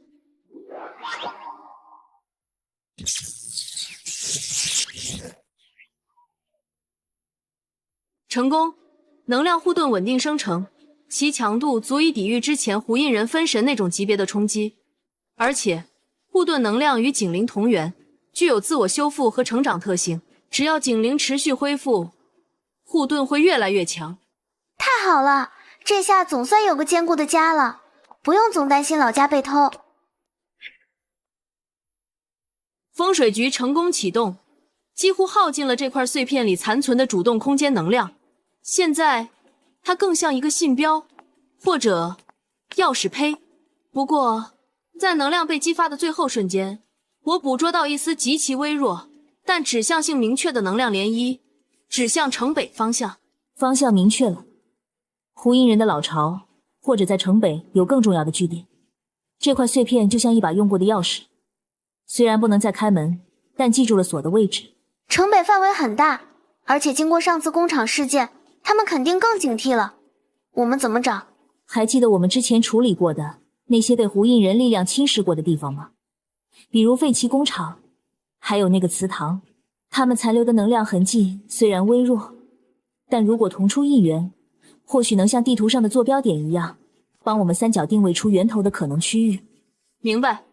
调取所有相关事件地点的能量残留数据，包括强度、衰减曲线、频谱特征，建立能量溯源模型，结合碎片最后指向的城北大方向进行交叉计算和区域概率匹配。计算结果显示，胡印人核心据点或重要活动区域有高达 78.3% 的概率位于城北旧工业区与废弃的清河码头交界地带，那里地形复杂，荒废已久，易于隐藏。能量痕迹到这里就变得非常稀薄，几乎难以察觉，像是被刻意清理过，或者用更高明的手段掩盖了。怨气也很淡，但有一种很别扭的感觉，好像空间在这里有点皱褶。不是能量屏蔽，是空间层面有微弱的干涉现象，类似于海市蜃楼的效果，但作用于现实空间。我们看到的这片区域的景象可能并非完全真实。有反应了，虽然很弱。就在那边，他们不是隐藏了能量，而是可能用类似空间扭曲的手段，将真正的据点叠放，或者投影在了这片废墟的某个层面。怪不得一直找不到。基本可以确定，胡印人的老巢就藏在那里。通过空间手段隐匿，直接强攻不明智。我们不清楚里面的结构和防御。我们需要一种能看破或者暂时干扰这种空间伪装的方法。张教授的笔记里提到过几种应对空间扭曲的古老技巧，但需要特定的媒介和较强的能量引导。我的灵线对空间波动很敏感，也许可以试着编织一个临时的破障网络，就像蜘蛛网一样粘附在空间异常点上，让它显形。好，顾雪，你负责研究笔记里的技巧，找出最可行的方案，并准备干扰设备。木木，你全力制作具有破障效果的灵线，我负责提供核心能量，并想办法进一步精确定位。这次我们不是去试探，也不是被动防御，目标是找到胡应人，锁定他。做好准备，下一次行动务必摸清他的底细。根据记载，这种空间隐秘手法很像镜花水月，并非真正创造独立空间，而是扭曲光线和能量感知，制造一个与真实场景重叠的镜像层。真正的入口可能就是一扇普通的门或一面镜子，但被施加了障眼法。我的灵线插的显影尘应该能像蜘蛛网粘住飞虫一样粘附在那个镜像层上，让它原形毕露。我的生灵之药力量对稳定空间有奇效，找到节点后，我可以尝试用力量暂时固化那个入口，为我们争取进入和撤离的时间。行动计划明确，木木布网定位，顾雪分析节点弱点，我负责强行稳定入口，速战速决。获取情报后立刻撤离，不与胡应人本体硬拼。夜色深沉，废弃码头阴森。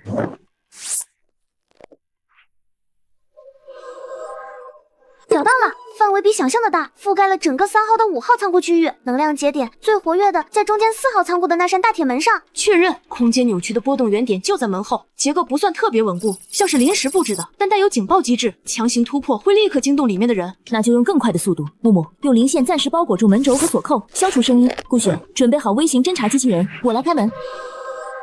就是现在。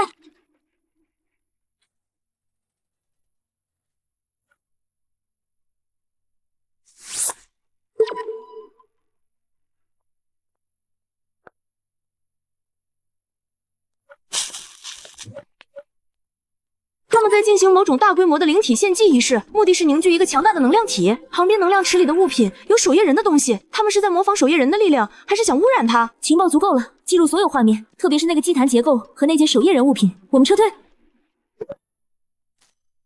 侦察机器人被毁，我们被发现了。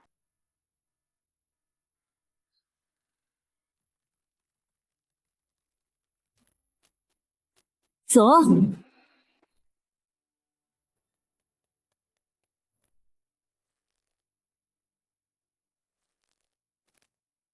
想偷袭，没门！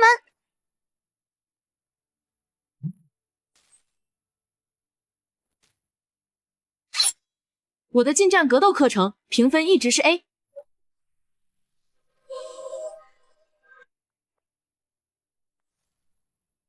别恋战，他们人多，胡应人本体可能随时会到，撤。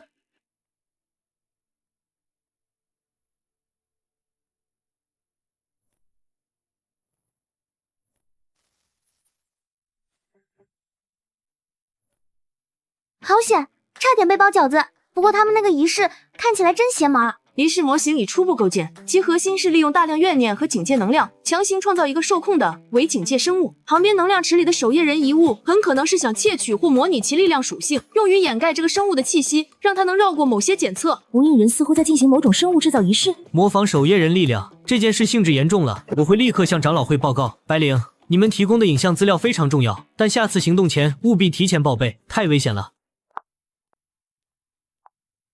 胡应人不仅在谋划大的，还在试图伪装成守夜人。他们想用这个伪造的生物做什么？潜入还是栽赃？青须子长老看到这个会是什么反应？看似清晰的局面，因为这把短剑的出现，再次陷入了更深的迷雾。但胡应人的阴谋也终于露出了更多马脚。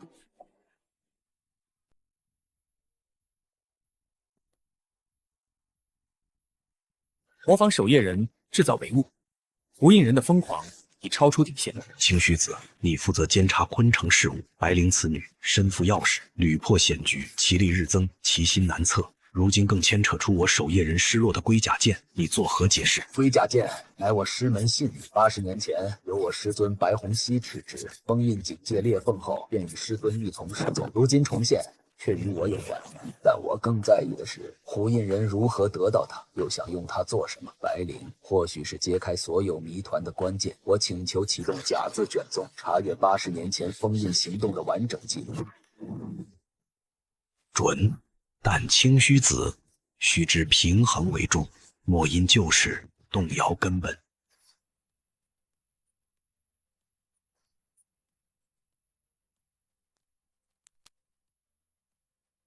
教授，您见过一把剑柄有龟甲印记的短剑吗？到底还是牵扯出来了。那把剑是你曾祖白虹溪的佩剑，名为镇渊。当年封印之战后，他与剑一同消失，守夜人内部记录是双双损毁。如今他出现，意味着你曾祖的失踪恐怕另有隐情。您早就知道我的身世，那清虚子长老手腕上的印记，龟甲印记是白虹溪一脉的独有标记，既是力量徽记，也是一种契约烙印，与警戒之力相伴相生。清虚子，他曾是你曾祖最器重的弟子，但封印之战后，他对白虹溪的牺牲方式一直心存疑虑，这也是他多年来暗中调查的原因。有传闻说，当年白虹溪并非单纯封印裂缝，而是发现了一个关于警戒和现实世界平衡的惊人秘密。他的失踪是为了阻止一个更大的灾难——龟甲剑重现，或许是他留下的线索。白灵，你要小心。清虚子追寻真相，但他的平衡之道有时代价巨大。天啊，白灵，你的曾祖是守夜人英雄，清虚子是你曾祖的徒弟，那他岂不是你的师叔祖？逻辑链清晰了。80年前，白虹溪封印裂缝，龟甲剑失踪，如今剑在胡印人手中，他们试图模仿其力量。清虚子作为当年知情者，一直在暗中调查真相，而白灵你作为白虹溪的血脉和钥匙继承者，是揭开所有谜题的核心。所以清虚子对我若即若离，既想利用我引出真相，又担心我这份不受控的力量打破他的平衡。而胡印人，他们抢夺钥匙，恐怕不仅仅是为了开启警戒，还可能与我曾祖发现的那个秘密有关。我们不能只被动防御，也不能完全相信清虚子，必须主动出击，抢在胡印人阴谋得逞前，以及清虚子可能采取某些代价巨大的行动前，弄清楚我曾祖当年到底发现了什么。那把龟甲剑是关键。清虚子那个伪君子，现在应该已经看到我们送的大礼了吧？他一定坐立难安，急于想知道他师尊失踪的真相。主人为何要故意让他们发现这把剑？因为只有这把剑才能指引出白虹溪真正失踪的地点，那里埋藏的秘密才是置换计划的最终关键。清虚子想查，白灵想找，我们就帮他们一把，让他们狗咬狗，我们才能坐收渔利。白灵有发现了，交叉比对了近100年昆城的地质变动记录、能量异常点，以及张教授笔记里一些关于地脉节点的隐晦描述，所有线索都指向一个地方——昆城大学图书馆的正下方。可能存在一个比我们现在知道的青铜井更古老、更核心的能量源，它可能才是80年前裂缝最初出现的地方，也就是初始之井。就在我们脚下，这么近！初始之井，我曾祖失踪的地方，龟甲剑的指引，所有线索都汇聚于此了。真相就在眼前。这一次，我们不是为了阻止谁的阴谋，而是为了揭开我们白家的宿命，弄清一切的根源。准备一下，我们去图书馆地下会一会那口初始之井。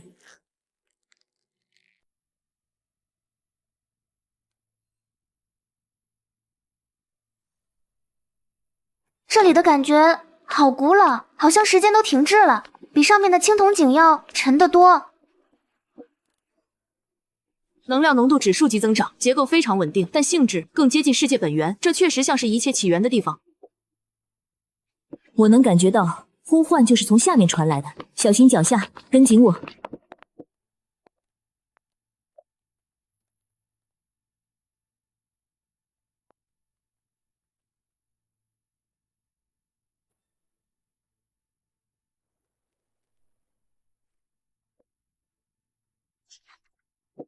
这些符号记载了世界的雏形和规则的定力，这里不仅是能量源，更像是一个记录室，或者说起源之地。看这里，这些石头有被利器划过的痕迹，还很新。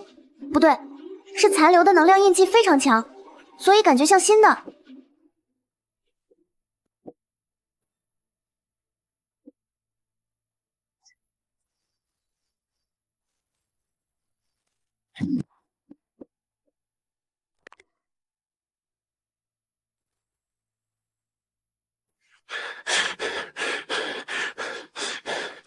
我曾祖，他是在这里封印了某个东西，然后跳了下去。镇渊剑是被震飞，而非损毁。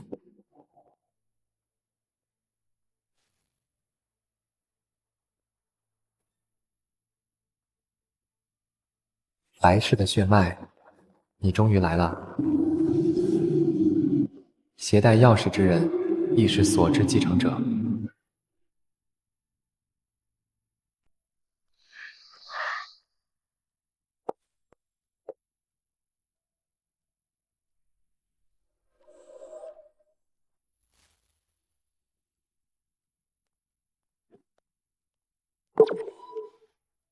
这里的能量不仅仅是原点，更像是一个活着的记录。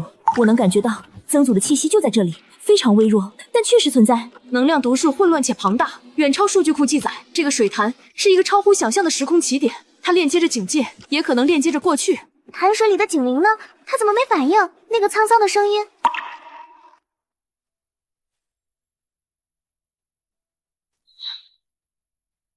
我明白了，青铜井的警铃是曾祖创造的记录者和守护者，他继承了我曾祖的部分意志，所以才会一直引导和考验我。而他的本体和曾祖的真正去向，都在这个更古老的初始之井里。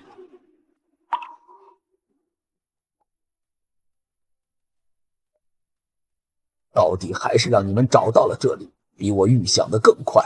清虚子长老，你是来阻止我们的，还是来帮助我们的？都不是，我是来履行我魏晋的职责，完成师尊魏晋之事。80年前，师尊并非仅仅封印裂缝，他发现这初始之井是维持2个世界平衡的支点，但支点本身正在缓慢倾斜。所谓的警戒侵蚀，其实是平衡被打破后的自然现象。所以单纯的封印是治标不治本，甚至会加速失衡。没错，师尊当年的牺牲是以自身为代价，强行稳住了支点，为后世争取时间。他留下的真正信息是，当钥匙继承者足够强大时，应进入井中，不是封印，而是修复支点。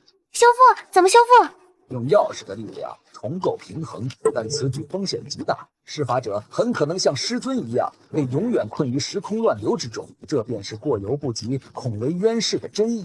我之前的犹豫和试探，便是想确定你是否具备这份心性和能力，又是否愿意承担这份代价。修复平衡可笑，这个腐朽的世界早已失衡，唯有彻底打破，以警戒之患，方能迎来新生。清虚子，你和你师尊一样迂腐。白灵，把钥匙给我，我将赐予你在新世界的至高地位。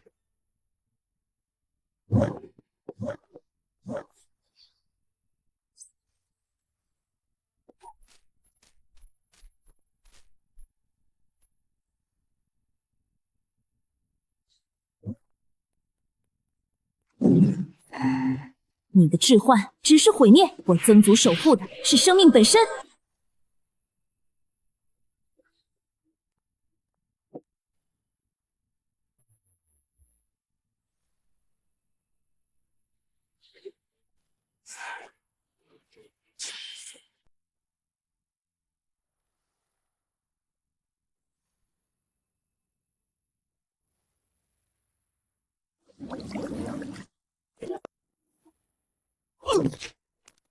你掠夺了太多不属于你的力量，根基不稳，这就是你失败的原因。白灵，时机已到，无印人重伤，其力量核心与警戒联系减弱，是修复支点的最佳时机。我会用我全部力量暂时稳定井口，为你争取时间。记住，用心去感受平衡，而非强行控制。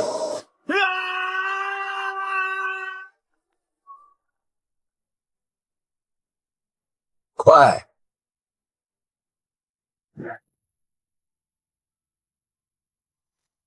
孩子，你终于来了，比我想象的更优秀。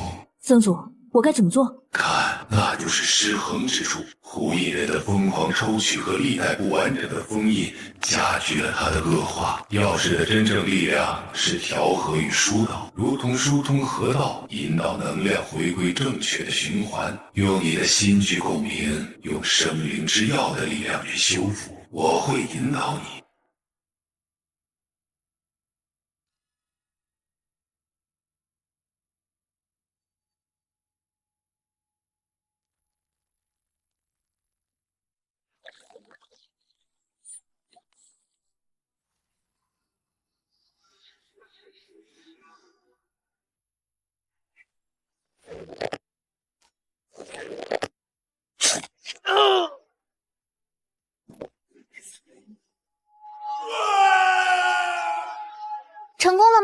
白灵呢？支点正在被修复，但白灵她……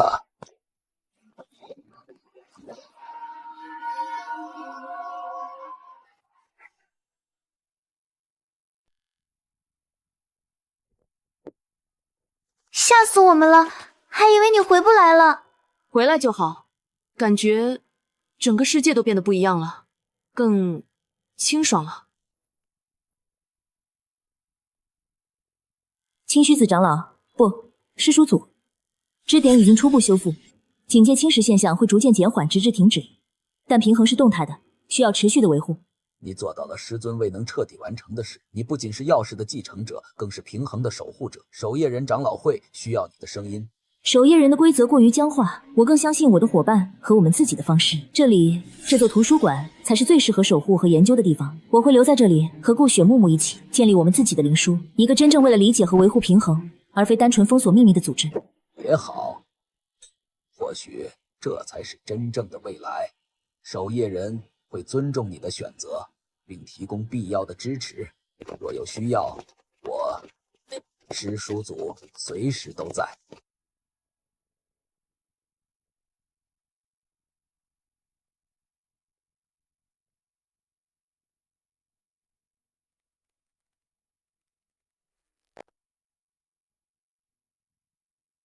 昆城的异常能量活动已降至历史最低点，周边区域也趋于稳定。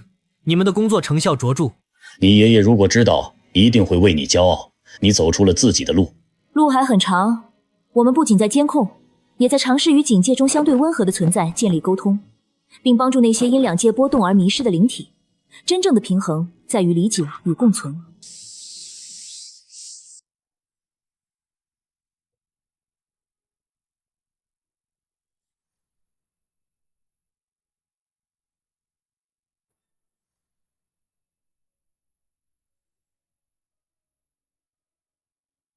锁与钥匙，守护与开启，从来都是一体。我会用这份力量守护这份来之不易的平衡，守护每一个值得珍惜的生命。这就是白氏血脉的宿命，也是我白灵自己选择的道路。